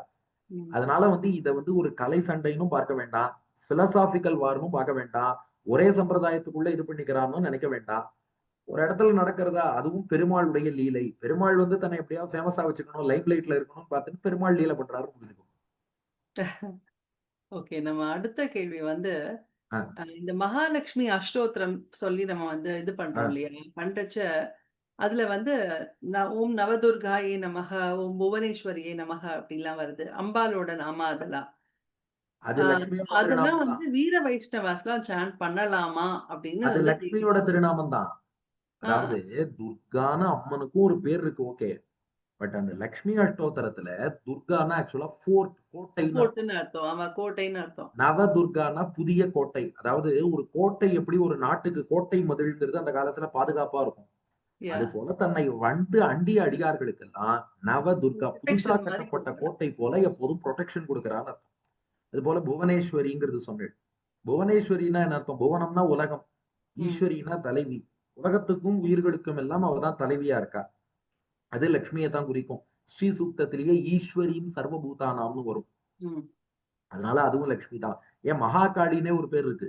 ஆ. நவதுர்கா, மகாகாளி, பிரம்ம விஷ்ணு சிவாத்மிகாம்னு வரும். இந்த காளிகாயன். மகாகாளிங்கிறதுக்கும் பெரியோர்கள் சொல்லக்கூடிய அர்த்தம், மகா காலன்னு பெருமாளுக்கு பேரு. காலன்னா கருமை நிறம் கொண்டவர். மகாகாலன் ரொம்ப கருப்பா இருப்பவர் பெருமாள். அவருடைய மனைவி மகாகாலனுடைய மனைவிக்கு மகாகாளின்னு பேரு. காளி. ஓகே. அதனால அங்க அந்த திருநாமங்கள்லாம் லட்சுமியின் பெருமைய தான் சொல்றது. தாராளமா சொல்லலாம். சொல்லலாம். ஓகே. Very nice. அடுத்தது குலதெய்வம் பத்தி ஒரு இன்ட்ரஸ்டிங்கான ஒரு ஆ, கொஸ்டின். அதாவது இப்போ நம்ம எந்த ஒரு நாள் கிழமை, இல்ல எந்த ஒரு ஆத்துல ஒரு ஒரு பண்டிகை ஏதாவது பண்றோம்னாலும், முதல்ல வந்து குலதெய்வத்துக்கு வந்து நம்ம வந்து பூஜை பண்ணிட்டு ஆ, அப்புறம் செய்யணும். இல்லன்னா அது சக்சஸ்ஃபுல்லா இருக்காது. இல்ல அது வந்து அவ்ளோ ஃபுல் அதாவது பூர்த்தியான போல இல்ல அப்படின்னு சொல்லுவா ஆ. இல்லையா? இப்போ நாங்கலாம் இப்போ அப்ராட்ல இருக்கிறவ வந்து வருஷா வருஷம் வந்து குலதெய்வம் கோயிலுக்கு போயிடணும் அப்படின்னு சொல்றா.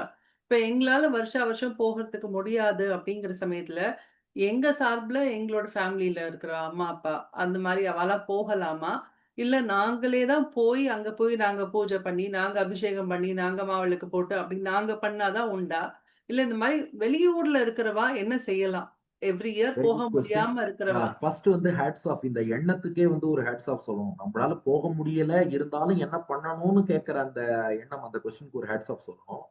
இப்போ பொதுவாக குலதெய்வம்னு கருதுவா. இப்போ ஸ்ரீ வைஷ்ணவ சம்பிரதாயத்த பொறுத்தவரைக்கும் குலதெய்வம்னு அந்த டெர்ம் யூஸ் பண்ண மாட்டா. பட் எங்க சொந்த ஊர் பெருமாள்னு சொல்லுவா. ஓகே. அவளுடைய சொந்த ஊர் கிராமத்துல அவ மூதாதையர்கள் எல்லாரும் ஒரு பெருமாள் கோவில்ல கைங்கரியம் பண்ணியிருப்பா. கிட்டத்தட்ட இதே குலதெய்வம் மாரின்னு வச்சுக்கோங்க. ம். இப்ப நாம போய் பண்றது விசேஷம். அதுல வந்து மாற்று கருத்தே கிடையாது. குலதெய்வம் கோவில் இருக்குன்னா, அந்த இடத்துக்கு போய் வழிபாடு செய்யணும். ஏன்னா, ஒரு குலதெய்வத்த வழிபடாம மற்ற தெய்வங்களுக்கு போறான்னா, அது ம். எந்த வழிபாடுமே வந்து சிறக்காது. போல நம்ம ம். சொந்த ஊர் பெருமாளுக்கு கைங்கரியம் பண்ணாம, நம்ம திருமலை, காஞ்சி, ஸ்ரீரங்கம் வேற எந்த பெருமாளுக்கு பண்ணாலும் அது வந்து சிறப்பில்ல. என்ன காரணம்னா, நம்முடைய மூதாதையர்கள்லாம் அங்க தான் கைங்கரியம் பண்ணியிருப்பாங்க. ம். நாம இப்ப போய் அந்த பெருமாளுக்கு கைங்கரியம் பண்ணோம்னா, நம்முடைய முன்னோர்களும் சேர்ந்து சந்தோஷப்படுவாங்க. அடுத்து அவர் தான் நம்மள தேடி நம்ம ஊருக்கு வந்த பெருமாள். ஆகா, ம். இந்த ஊர்ல இவன் இருக்கான், இவன் அனுக்கிரகம் பண்ணணும்னு வந்தவர். நாம தான் அவர விட்டுட்டு வெளியூருக்கு வந்துட்டோம். அதனால ம். அந்த பெருமாளுக்கு கைங்கரியம் பண்றது வசதி. பட் ஒரு ஜெனுவின் கொஸ்டின், இப்போ அப்ராட்ல இருக்கா, லண்டன்லயோ, யுஎஸ்லயோ ஒரு இடத்துல இருக்கா. நெனச்சா ஊருக்கு வர முடியல. கைங்கரியம் பண்ண முடியலன்னா, நிச்சயமா அங்கேருந்து இருந்தபடி உங்களால பொருள் உதவியோ அல்லது வேற எப்படி கைங்கரியம் பண்ண முடியுமோ அங்கேருந்து பண்ணுங்கோ. உங்க சார்புல யாராவது ஒருத்தர் போய் தரிசனம் பண்ணிட்டு வந்தாலும் ரொம்ப வசதி தான். பகவான் இருக்கும் திசைய நோக்கி கை கூப்பினாலே பகவான் அனுகிரகம் பண்ணுவான். அந்த அளவு கருணை உண்டு. பட் என்ன ஒண்ணுன்னா, இப்படி சொல்லிட்டு அத மிஸ்யூஸ் பண்ணக்கூடாது. ஆ ஆஹா! கரெக்ட். நம்ம வந்து நம்ம போயிட்டாரு. முக்தா நம்ம ஃபிலிம்ஸ் போனா 60 அதுல வந்து வெங்கடேஷ் பேசும்போது என்ன சொல்ட்டாருன்னா, "நீங்க யாரும் குலதெய்வம் கோவிலுக்கு போ வேண்டாம். நீங்க இங்கேருந்து கை பணத்த கூப்பி." மட்டும் அனுப்பிட்டா போதும். ஆ அ இது அடியேன் பிரமாணத்தோட சொல்றேன். பொய்கையாழ்வாருடைய பாசுரம், "ஒன்றும் மறந்தறியேன் ஓதநீர் வெண்ணனை, இன்று மறப்பனோ ஏழைகாள், அன்று கருவரங்கத் உட்கிடந்து கை தொழுதேன் கண்டேன் திருவரங்கமேயான் திசைன்னார். இந்த திசையை நோக்கி கை கூப்பினேன்னார். இதுக்காக எதுக்கு சொல்றோம்னா, அவ மனசாட்சி தான் இதுல பெஸ்ட் ஜட்ஜ். நமக்கு ம். தெரியும் ஊருக்கு போக முடியுமா இல்லையா? ஒரு கல்யாணம்னா ஊருக்கு வரோம், அதெல்லாம் தெரியும். அதனால ஒவ்வொரு வருஷமும் இதுக்குன்னு வச்சுன்னு வர்றதுதான் வசதி. பட் ஜெனுவினாவே வர முடியாம கமிட்மெண்ட்ஸ் உள்ளவா இருப்பா. சோ அதுக்கு ம். The individual is the best judge. ம். அதனால அதுக்கேத்த மாரி அவ வந்து வர முடியாத பட்சத்துல இன்னொருத்தர அனுப்பலாம். இருந்த இடத்துல இருந்து கைங்கரியம் பண்ணலாம். திசையை நோக்கி கை கூப்பி அந்த பகவான தியானம் பண்ணிக்கலாம். Very nice. அதுலயே இன்னொரு ஒரு பார்ட். இப்போ ஆ, குலதெய்வம் வந்து இப்போ சில பேருக்கு தெரியாம இருக்கு. ஆ, இதுதான் நம்ம குலதெய்வம் அப்படின்னு தெரியல அப்படின்னா, அவ வந்து என்ன செய்யலாம்? சில பேர் வந்து இந்த நாடி ஜோசியர்கிட்ட போய் அவ வந்து பார்க்கிறா. ம், இல்லன்னா ஜோசியர்காரர்கிட்ட போய் கேட்கிறா. இல்ல சில பேர் வந்து அவளோட ஃபேமிலில வந்து யார்கிட்ட கேட்டு தெரிஞ்சுக்கணும்னு தெரிய மாட்டேங்கிறது. ஆ. குலதெய்வம் தெரியலன்னா அவ என்ன செய்யணும்? அதாவது இதுக்கு 2டே 2 வழிதான் மேடம் இருக்கு. ஒண்ணு வந்து நம்மாத்து பெரியோர்களோ, நம்மாத்து ஆச்சாரியர், புரோகிதரோ அவாள்ட்ட தான் கேட்கணும். நம்ம வெளியில எக்ஸ்டர்னலா ஒரு ஜோசியர்ட்ட போய் கேட்டா அவர் எவ்வளவு தூரம் சொல்ல முடியும்னு தெரியாது. ம். சோ நம்ம ஃபேமிலி ஃபர்ஸ்ட் அப்பா, அம்மா, தாத்தா, பாட்டி. இன்னைக்கு என்ன மெயின் ப்ராப்ளம்னா எந்த வீட்லயும் தாத்தா, பாட்டியே கிடையாது. ம்ஹ்ம். அவாள்ட்ட கேட்டா சொல்லிடுவா. தாத்தா, பாட்டி இல்லைன்னா இந்த பங்காளிகள்னு இருப்பா இல்லையா? இந்த 7 தலைமுறைக்குள்ள உறவு, தாயாதிகள் அந்த மாதிரி. அவ யார்ட்டயாவது கேட்டா, அவ இதுதான் குலதெய்வம்னு போயிட்டு இருப்பா இல்லையா? அதனால அங்க கேட்டு தெரிஞ்சுக்கலாம். இல்ல வாத்தியார் அல்லது அந்த ஆத்துக்குன்னு யாராவது ஒரு புரோகிதர் அந்த மாரி வச்சிருப்பா. அங்க போய் கேட்டு தெரிஞ்சுக்கலாம். இப்படி கேட்டு தெரிஞ்சுக்கிறது தான் வழி. எனக்கே டெய்லி ஒரு 10 இமெயிலாவது வருது. சார் எங்க குலதெய்வத்த கண்டுபிடிச்சு சொல்லுங்கோன்னு. நாம எப்படி கண்டுபிடிக்க முடியும் சொல்லுங்க? சோ அவ குடும்ப நம்ம தான் பெரியவங்கள்ட்ட தேடி தான் தான் நம்ம பார்த்து கேட்கணும். சொல்ல முடியும். ஆ கண்டுபிடிச்சு சொல்லுங்கண்ணா. But in the interim period அதுக்கு ம். இன்னொரு வழி இருக்கு. அதான் பாயிண்ட் நம்பர் 2. ம். என்னன்னா, அவளுக்கு ஒரு இஷ்ட தெய்வம்னு இருக்கும் இல்லையா? எனக்கு ஆ. புடிச்ச சில பேருக்கு ஆஞ்சநேயர்னா பிடிக்கும். கரெக்ட். ஆ. சில பேருக்கு கிருஷ்ணன பிடிக்கும். சில பேருக்கு நரசிம்மர்ட்ட ஈடுபாடு. இன்டரிம் பீரியட்ல உங்க இஷ்ட தெய்வத்த வழிபடுங்க. ம்ஹ்ம். அவர குலதெய்வம்னு நெனச்சுட்டு, என் குலதெய்வம் யாருன்னு தெரியல. நீயே காட்டிக் குடுன்னு சாவிய அவர் கையில குடுத்துருங்க. ம். குடுத்துட்டு இஷ்ட தெய்வத்த வழிபாடு செஞ்சுன்னு வந்தா, கூடிய சீக்கிரம் அவரே குலதெய்வம் யாருங்கிறத காமிச்சுருவார். இல்ல அவரே குலதெய்வமா இருந்தும் அனுகிரகம் பண்ணுவார். அதுதான் கடைசி கட்டம். Last resort. ஃபர்ஸ்ட் எல்லாம் தேடி பார்த்துடணும். எந்த முயற்சியும் பலிக்கலைன்னா இப்படி பண்ணணும். Very nice. அடுத்த கேள்வி வந்து இந்த 10 அப்டின்னா என்னது? இப்ப எங்க அம்மாலாம் ஆ, வந்து அங்க வைக்காத அது 10 அப்டிம்பா. ஆ, தள்ளி வச்சுடுறது அப்டிம்பா. ஸோ இந்த 10 அப்டிங்கிறது என்ன? எதுக்காக தண்ணீய இப்டி தொட்டு அப்புறமா வந்து தயிர் எடுக்கிறது? இல்ல ஆ. ஊறுகாய் எடுக்கிறதுக்கு முன்னாடி தண்ணீய இப்டி தொட்டுறது. இதெல்லாம் என்ன? எஸ். ஏன்னா இந்த இந்த காலத்து வெரி குட் குழந்தைங்க கொஸ்டின். கிட்டக்க நம்ம அத எப்படி எக்ஸ்ப்ளைன் பண்றது? ஏன்னா ஆ. அதுல ஏதாவது சயின்டிஃபிக் இது இருக்கா? What is madam that? அது அது ரொம்ப முக்கியமான கான்செப்ட். 10ன்னா ஒண்ணும் இல்ல. எந்த பொருள் கொஞ்ச நேரம் அப்படியே வச்சிருந்தா கெட்டு போயிடுமோ, வீணா போயிடுமோ அதுக்கு 10ன்னு பேரு. ம். இப்ப நீங்களே கிளாஸிஃபை பண்ணிடலாம். எத நம்ம சாப்பிடாம வச்சா வீணா போகும். ஒண்ணு சாதம். சாதம் வடிச்சுட்டு கொஞ்ச நேரம் சாப்பிடாம வச்சா அவ்வளவுதான் ஊசி போயிடும். குழம்பு, சாத்தமுத ரசம், இது போன்ற பண்டங்கள். ஒரு காய்கறி, ஒரு காய் பண்றோம். ஆமா. கரியமுது பண்றோம், பொரியல் பண்றோம்னா, அது கொஞ்ச நேரம் கழிச்சு அது ஊசி போயிடும். இதுக்கெல்லாம் 10ன்னு பேரு. ம். 10 இல்லாத ஐட்டம், நான் 10 அப்படிங்கிறது எதுன்னா, எவ்வளவு காலம் வச்சிருந்தாலும் அப்படியே நல்லா இருக்கும். ம். இந்த காலத்த தாண்டி நல்லா இருக்கும். ஒரு ஊறுகாய், ம். எண்ணெய், உப்பு, சர்க்கரை, நெய், நெய். சப்பாத்தி இது ம். போன்ற ஐட்டம் எல்லாம் இருக்கு பாருங்க. இதெல்லாம் எவ்வளவு காலம் வச்சிருந்தாலும் அது அப்படியே இருக்கும். இதெல்லாம் நான் 10. ம். இப்ப என்ன ப்ராப்ளம்? இது ஏன் இந்த 10யும் இதையும் சேர்த்து வைக்கக்கூடாதுன்னு சொல்றோம்னா, இந்த 10 ஐட்டம் இருக்கு இல்லையா? ம். அதுல வந்து பேசிலஸ் சீரியஸ்ன்னு ஒரு பாக்டீரியா இருக்கும். ம். நீங்க சாதம் வடிச்சுட்டு ஒரு 6 ஹவர்ஸ், 10 ஹவர்ஸ் அப்படியே அத விட்டாச்சுன்னா, பேசிலஸ் சீரியஸ்ங்கிற பாக்டீரியா அதுல அப்படியே நெறைய வளர்ந்துரும். ம். ஆனா இந்த நான் 10 இருக்கு பாருங்க. நெய்யோ, அல்லது சப்பாத்தியோ, ஊறுகாயோ, உப்போ இதுலலாம் இந்த பேசிலஸ்ங்கிறது வராது. ம். இப்ப நம்ம என்ன பண்ணிடுறோம்னா, ஃப்ரெஷ்ஷா வடிச்ச சாதம்னே வச்சுப்போம். அந்த சாதத்த தொட்டுடுறோம். சாதத்த தொட்டுட்டு பக்கத்திலேயே ஊறுகாய் பாட்டில் இருக்கு. அதையும் நாம சேர்த்து தொட்டுடுறோம்னு வச்சுக்கோங்க. ம். இந்த சாதத்தினுடைய ஒரு சின்ன அம்சம் அந்த ஊறுகாய் பாட்டில்ல ஒட்டிடும். ஓ! அது ஒரு 6 ஹவர்ஸ், 10 ஹவர்ஸ் ஆச்சுன்னா, அதுல அந்த பேசிலஸ் சீரியஸ் பாக்டீரியா வளர ஆரம்பிக்கும். ஓ! அந்த பாக்டீரியா என்ன பண்ணிடும்னா, இந்த நெய், உப்பு அங்க, இங்க மத்த எல்லா பொருள்லயும் பரவிடும். அதனால அதனால தான் பெரியோர்கள் என்ன சொல்லியிருக்காங்கன்னா, 10 உள்ள பொருளையும், 10 இல்லாத பொருளையும் கான்டாக்ட்ல கொண்டு வராத. தனியா வை. ஏன்னா உப்பு, சர்க்கரை இதெல்லாம் வந்து நம்ம நீண்ட நாள் வச்சுண்டு நம்ம யூஸ் பண்ண வேண்டிய ஆப்ஜெக்ட் அதெல்லாம். ம். அதே சமயம் சாதம், குழம்பு இதெல்லாம் வந்து இப்ப நம்ம சாப்பிட்டோம்னா, சாப்பிட்டதும் உடனே அலம்பி அந்த பாத்திரத்தெல்லாம் தேய்ச்சு வச்சிட வேண்டிய பொருள்கள். ம். இப்ப இத தொட்டுட்டு நாம அத தொட்டோம்னா, இதுல உள்ள அந்த பொருள், அது சாதமா இருக்கலாம், குழம்பா இருக்கலாம், ஒரு காயா இருக்கலாம். அதுல ஒரு சூக்ஷ்மமான ஒரு மைன்யூட் குவான்டிட்டி என்ன பண்ணும், அந்த ஊறுகாய் டப்பால ஒட்டிக்கும். அல்லது நெய் டப்பால ஒட்டிக்கும். ஒட்டிண்டா அது ஒரு 6 ஹவர்ஸ் ஆச்சுன்னா, அந்த பாக்டீரியா அதுல வரும். பேசிலஸ் சீரியஸ்ன்னு பேரு. இது நீங்க கூகுளாச்சாரியார்ட்டயே கேளுங்க. அவரே அத பத்தி சொல்லுவார். அந்த பேசிலஸ் சீரியஸ் அது ரொம்ப அதுக்கு CEREUSன்னு பேரு cereus. But okay. It is also a serious bacteria. Oh! SERIOUS ரொம்ப சீரியஸான ஓகே. பாக்டீரியா. அது ஓகே. நெறைய ஜீரண கோளாறு, வயிற்றுப்போக்கு எல்லாத்தையும் உண்டாக்கும். ஓ!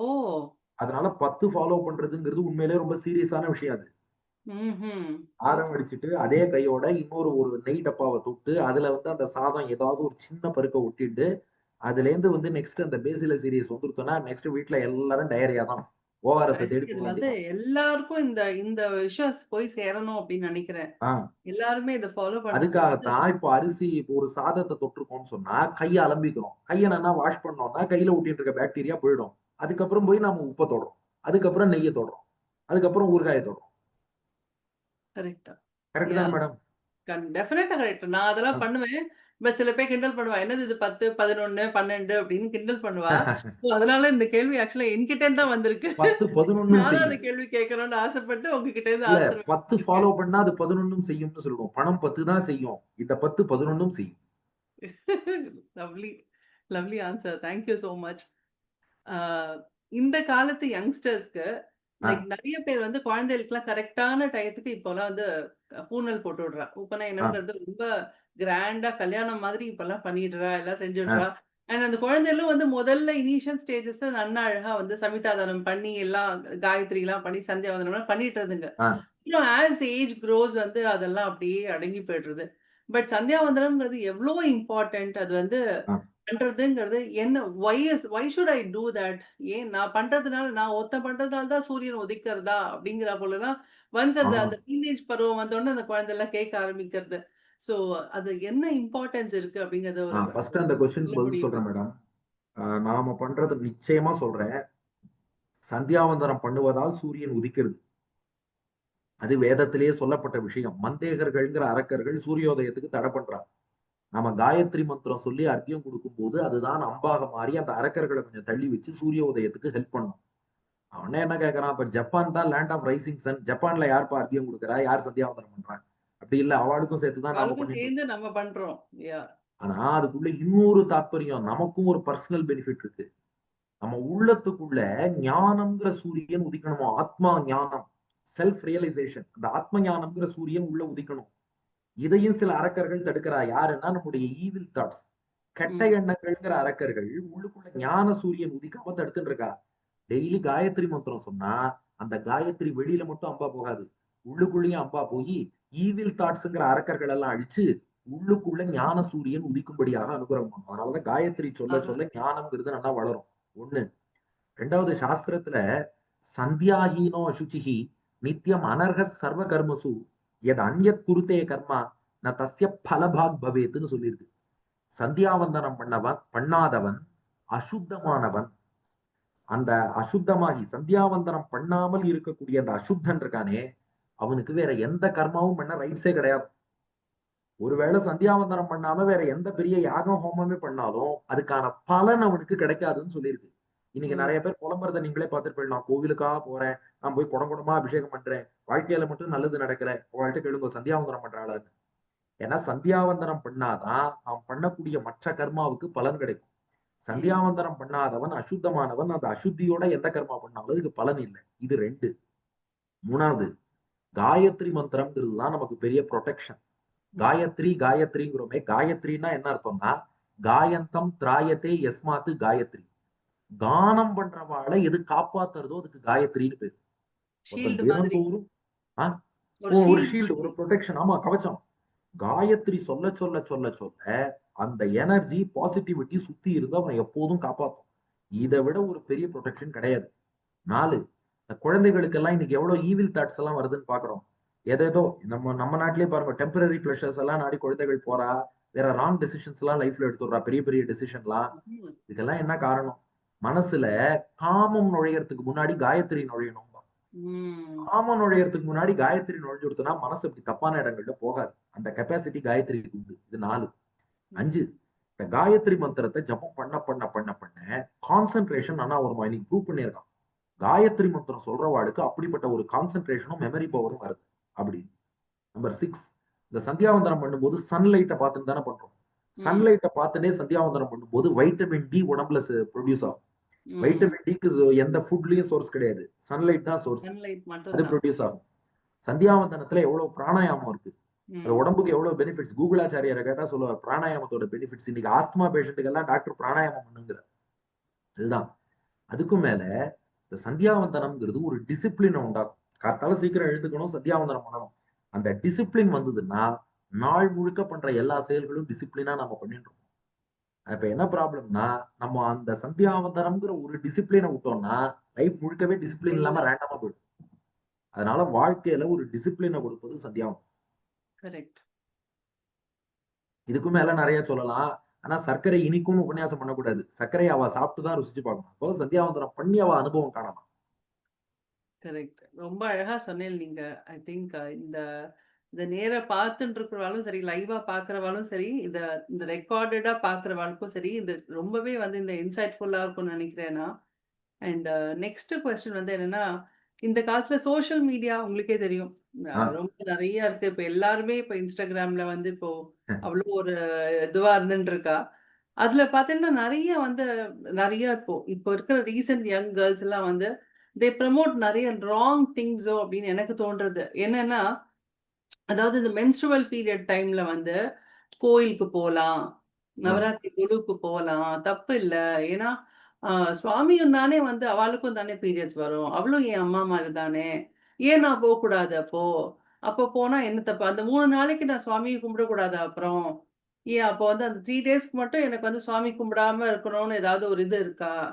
என்ன இப்படிலாம் வந்து நெறைய controversies and also they promote this. இப்ப பாருங்க நான் வந்து ஆ. போறேன் கோயிலுக்கு. அப்படின்னு அந்த வீடியோ பகிரங்கமா எடுத்து போட்டு, அத வந்து நான் பண்றேன் கரெக்ட். எனக்கு ஒண்ணும் ஆகல. சோ நீங்களும் போங்கோ அப்படின்னு சொல்லி ப்ரமோட் வேற பண்றா. ஆ. அது வந்து ஒரு ராங் சைட்ல அவ வந்து எடுத்துன்னு போறாளோ எல்லாரையும் அப்படிங்கிற போல தோன்றது. ஓகே, சோ இது இது வந்து ஐ கண்டிப்பா ஆன்சர் வாண்டட் பண்ண டூ வேண்டிய விஷயம். ஃபர்ஸ்ட் டெஃபினெட்லி வந்து ஆஸ்க். தெய்வத்துக்கு அந்த மாரி அவ சொல்றது ரொம்ப தப்பு அது. ஆ. இதே மாரி இந்த பீரியட்ஸ் வருங்கிறது வந்து தப்பு. ஏன்னா தெய்வங்களுடைய அந்த அவளுடைய திருமேனிங்கிறதே வேற. நம்ம மனித உடலுக்கு தான் இது போன்ற விஷயங்களே ஒழிய, தெய்வங்கள்ங்கிறவா தேவர்களாகட்டும், தெய்வங்களாகட்டும், தேவரும் சரி, தெய்வங்களும் சரி, இதுக்கெல்லாம் அப்பாற்பட்டு அவள்லாம் மேல இருக்கா. அவர்களுக்கு வந்து இந்த மாதிரி வரவே வராது. அதனால அனாவசியமா தெய்வத்த வந்து இந்த மாதிரி பேசுவது, பழிப்பது அந்த கெடுதி. மாரி கோயில்லயே வந்து இருக்கு. சில அம்பனுக்கு வந்து அது மாரி அவளுக்கே வந்து 3 நாள் கோயில மூடி வச்சுருவா. தீட்டு பட்டுருதுன்னு அப்படிலாம் வேற சொல்றா. சில கோயில்கள்ல இருக்கு. கல்கட்டால அந்த மாரி இருக்கு. அந்த கோயில்ல அந்த காளிக்கு அந்த மாரி பீரியட்ஸ் டைம் வருதுங்கனால மூடிடுவா அப்படிங்கிறா. அந்த மாரி அதுல சொல்றான்னா, யூஸ் அத பண்றா. வந்து நம்முடைய பீரியட்ஸ்ன்னு நாம புரிஞ்சுக்க கூடாது. அவ வந்து ம். ஒரு சிம்பாலிசம், ஒரு தத்துவத்த உணர்த்தறதுக்காக இந்த வார்த்தைய சொல்லி உங்களுக்கு புரிய வச்சிருப்பாளே ஒழிய, நமக்கு இது வர மாரி அத இப்படியே தெய்வங்களுக்கு எடுத்துக்க வருதுங்கிறது கூடாது. நாம நெனைக்கிறதுங்கிறது பெரிய பாவம் 1. செகண்ட் திங் வந்து ஒரு திருக்கோவிலுக்குன்னு ஒரு ரூல்ஸ் இருக்குன்னா, அத நம்ம ஃபாலோ பண்ணணும். இப்போ நான் உங்களோட ஒரு ஆபீஸ்க்கு நான் வரேன்னா, உங்க ஆபீஸ் ரூல்ஸ நான் ஃபாலோ பண்ணணும். நான் ஆபீஸ்க்கு வரும்போது கண்டிப்பா. செல்போன் சைலன்ட் போடணும்னு நீங்க சொல்லியிருக்கீங்க. நான் உங்கள்ட்ட வந்து நான் செல்போன் சைலன்ட் போடாம உங்க ஆபீஸ்க்குள்ள போயிட்டு வந்துட்டேனேன்னு சொல்றது சுவாரஸ்யமா சொல்லுங்க. ம். இப்போ ஃப்ளைட்ல ஏறினாலே செல்போன ஃப்ளைட் மோட்ல போடுன்னு சொல்றாங்க இல்லையா? நான் ஏர் எக்ஸாக்ட். ஹோஸ்டஸோட போய் சண்டை போடுறேன். இது ஒரு மனப்பான்மை எல்லாருக்கும் வந்துருச்சு. அது என்ன நீ சொல்லி நான் கேட்கறது. ஆ கரெக்ட். அதுதான். இப்போ ஃப்ளைட்ல போனா ஃப்ளைட் மோடுன்னு போடுன்னா, எல்லாரும் ஃப்ளைட் மோட்ல போட்டுடுறோம். யாருமே ஏன் கேள்வி அதெல்லாம் விடுங்க மேடம். இந்த ஸ்கூல்ல ஷூ சாக்ஸ் போட சொல்றான் இல்லையா? யாராவது இன்னி வரைக்கும் கேட்டுருக்கோமா? எதுக்கு குழந்தைய ஷூ சாக்ஸ் போட சொல்ற? அவன் ஃபாரின்ல அவனுக்கு குளிர் ஜாஸ்தின்னு உங்க ஊர்ல லண்டன்ல நீங்க ஷூ சாக்ஸ் போடலாம். நம்ம ஊர்ல இருக்கிற வெயிலே தாங்க முடியல. என் பொண்ணெல்லாம் ஸ்கூல் போயிட்டு வரும்போது காலெல்லாம் புசு புசுன்னு ஊறி போய் வரா. இந்த ம். சாக்ஸ் போட்டுட்டு. எதுக்கு நீ சாக்ஸ் போட சொல்ற? எதுக்கு டை கட்ட சொல்றன்னு யாராவது கேட்டோமா? ஸ்கூல் ரூல்ஸ்னா ஃபாலோ பண்றோம். ஆனா சாஸ்திரங்கள் சொல்லும்போது மட்டும், அது என்ன நம்ம என்ன கேட்கறது? இத மீறி போலாமே! அப்படிங்கிற ஒரு எண்ணம். ம். 2வது இவாள்லாம் பேசுறா இல்லையா? லேடீஸ்க்கு தான் தீட்டு உண்டுன்னு நெனச்சுட்டு, இது ஏதோ பெண் அடிமைத்தனம்ங்கிறா. ஜென்ட்ஸுக்கும் தீட்டு உண்டு. ம். இப்போ ஒரு உறவினர் செத்து போறார், பங்காளி போயிட்டாருன்னா 10 நாள் தீட்டு உண்டு. ஆமா. வீட்ல குழந்தை பிறந்தாலே 10 நாள் விருத்தின்னு உண்டு. இது ம். ஜென்ஸும் தான் அனுஷ்டிக்கணும். அதனால தீட்டுங்கிறது லேடீஸ்க்கு மட்டும் கொடுக்கப்பட்ட ஒரு விஷயம் கிடையாது. அது வெவ்வேறு சூழ்நிலைகள்ல ஆண்களுக்கும் வரும், பெண்களுக்கும் வரும். ம். இந்த மாதவிடாய்ங்கிற அது ரொம்ப சென்சிட்டிவான விஷயம் தான். பட் இருந்தாலும் நீங்க கேட்டதுனால நம்ம சொல்லணும். அது வந்து நம்ம அசுத்தம். அவ வந்து ஒரு தீட்டு ஒதுக்கப்பட வேண்டியவாங்கிற எண்ணத்துல சொல்லல. ஆக்சுவலா கரெக்ட். அது என்ன சொல்றான்னா, அந்த நேரத்துல அவளுக்கு வரக்கூடிய அந்த ரத்தம் இருக்கே, அது வந்து அக்னி போல. அவ இல்ல வந்து நான் ஏன் உங்ககிட்ட கேட்டேன்னா, being a doctor, so uh you can explain it much better அப்படிங்கிறதுக்காக தான் நான் கேட்டேன். ஏன்னா, பட் இத இப்போ நாங்கள் டாக்டர்ன்னு சொல்றது இல்ல டாக்டர் அப்படிங்கிறதுனாலும் இல்லாம, அது வந்து ஒரு ரொம்ப ஒரு சென்சிட்டிவான ஒரு விஷயம். அண்ட் அத வந்து they shouldn't promote it in a wrong sense. ஆ இல்லையா? ப்ரமோட் பண்ணிட்டு நான் பண்ணிட்டேன். சோ நீங்களாவும் அத செய்யுங்கோ அப்படின்னு அந்த ஒரு தப்பான ஒரு காரியத்த ப்ரமோட் இல்ல அந்த பண்ணக்கூடாது. மாரி அதுதான். பண்றதுங்கிறது நியாயமே கிடையாது. நான் பாவம் அதுதான் நான் எக்ஸாம்பிள் சொன்னேன். இப்போ வந்து நான் வந்து ஃப்ளைட்ல வந்து செல்ஃபோன வந்து ஃப்ளைட் மோட்லயே போடாம டிராவல் பண்ணேன். நீயும் பண்ணுன்னு சொல்றத வந்து யாரும் என்கரேஜ் பண்ண மாட்டா. அது போல தான் இது. இன்னொன்னு அத வந்து ஒரு அக்னிக்கு சமம்ங்கிற அந்த காலத்துல வரக்கூடிய ரத்தம். அவ ஒரு தபஸ்ல இருக்கா. ஒரு தபஸ் பண்ற முனிவர நாம போய் தொடுவோமா? ம். அதுபோல அவ அந்த 3 நாள் தபஸ்ல இருக்கா. வேற யார் மேலயும் பட்டுக்காம இருக்கா. கோவிலுக்கு போனாலும் இன்னொருத்தர் மேல படணும். அதனால அவ பட்டுக்காம இருக்கா. உடனே தீட்டு ஒதுக்கி வச்சுட்டா, இன்சல்ட் பண்ணா, ஹியூமிலியேட் பண்ணான்னு கிடையாது. அப்படி யாராவது ஹியூமிலியேட் பண்ணியிருந்தா அது தப்பு. ஆனா ம். ஒரு கேள்வி அவ கேட்டாளே, அப்ப அந்த நாள்ல நாங்க இறைவன வழிபடக்கூடாதா அப்படின்னு. ஆ. தாராளமா வழிபடலாம். அந்த நாள்ல மனக்கோவில்ல பகவான வழிபடலாம். பகவானுடைய திருநாமங்கள சொல்லலாம். கோவிலுக்கு இந்தந்த நாள் போறோம். இப்போ நாமே சொல்றது இல்லையா? ஒரு விசேஷம்னா இன்னைக்கு கோவிலுக்கு போ. இந்த நாள்ல போ. வெள்ளிக்கிழமை அன்னைக்கு போ. அதுபோல மாசத்துல மத்த 27 நாள் போங்கோ.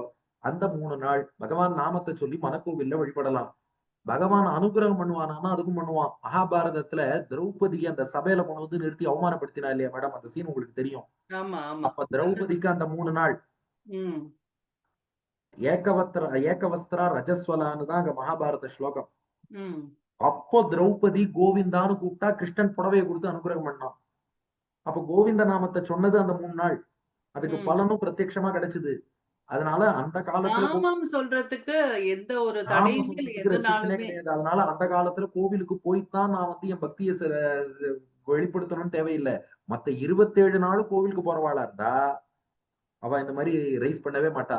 இவ ம். மாசத்திலேயே 1 நாள் தான் நான் கோவிலுக்கு போவேன். அதுவும் அந்த வேணும்ட்டு நாள் தான் பண்றது. போறேன்னு வெதண்டாவாதம் பேசுபவர்களுக்கு தான் இது வந்து கரெக்ட். சௌக்கியமா இருக்குமே ஒழிய, உண்மையா இருக்கவன் என்ன பண்ணுவான்னா, ஐயோ! டெய்லி கோவிலுக்கு போணும். இந்த நாள் போக முடியாம இருக்கு. மனசுல பகவான தியானிப்போம்ன்னு அவ பாட்டுக்கு தியானம் பண்ணிட்டு பேசாம இருந்துருவா. Correct. Well said, well said. So again one more question. Last question of the டேன்னே வச்சுக்கலாம். இப்போ இந்த நாள் கிழமைகள்லாம் நெறைய வருது. இப்போ ஆ, நவராத்திரியே வச்சுப்போமே, இந்த மாரி சமயத்துல நம்ம நெறைய நைவேத்தியங்கள்லாம் பண்ணணும், எல்லாம் செய்யணும்.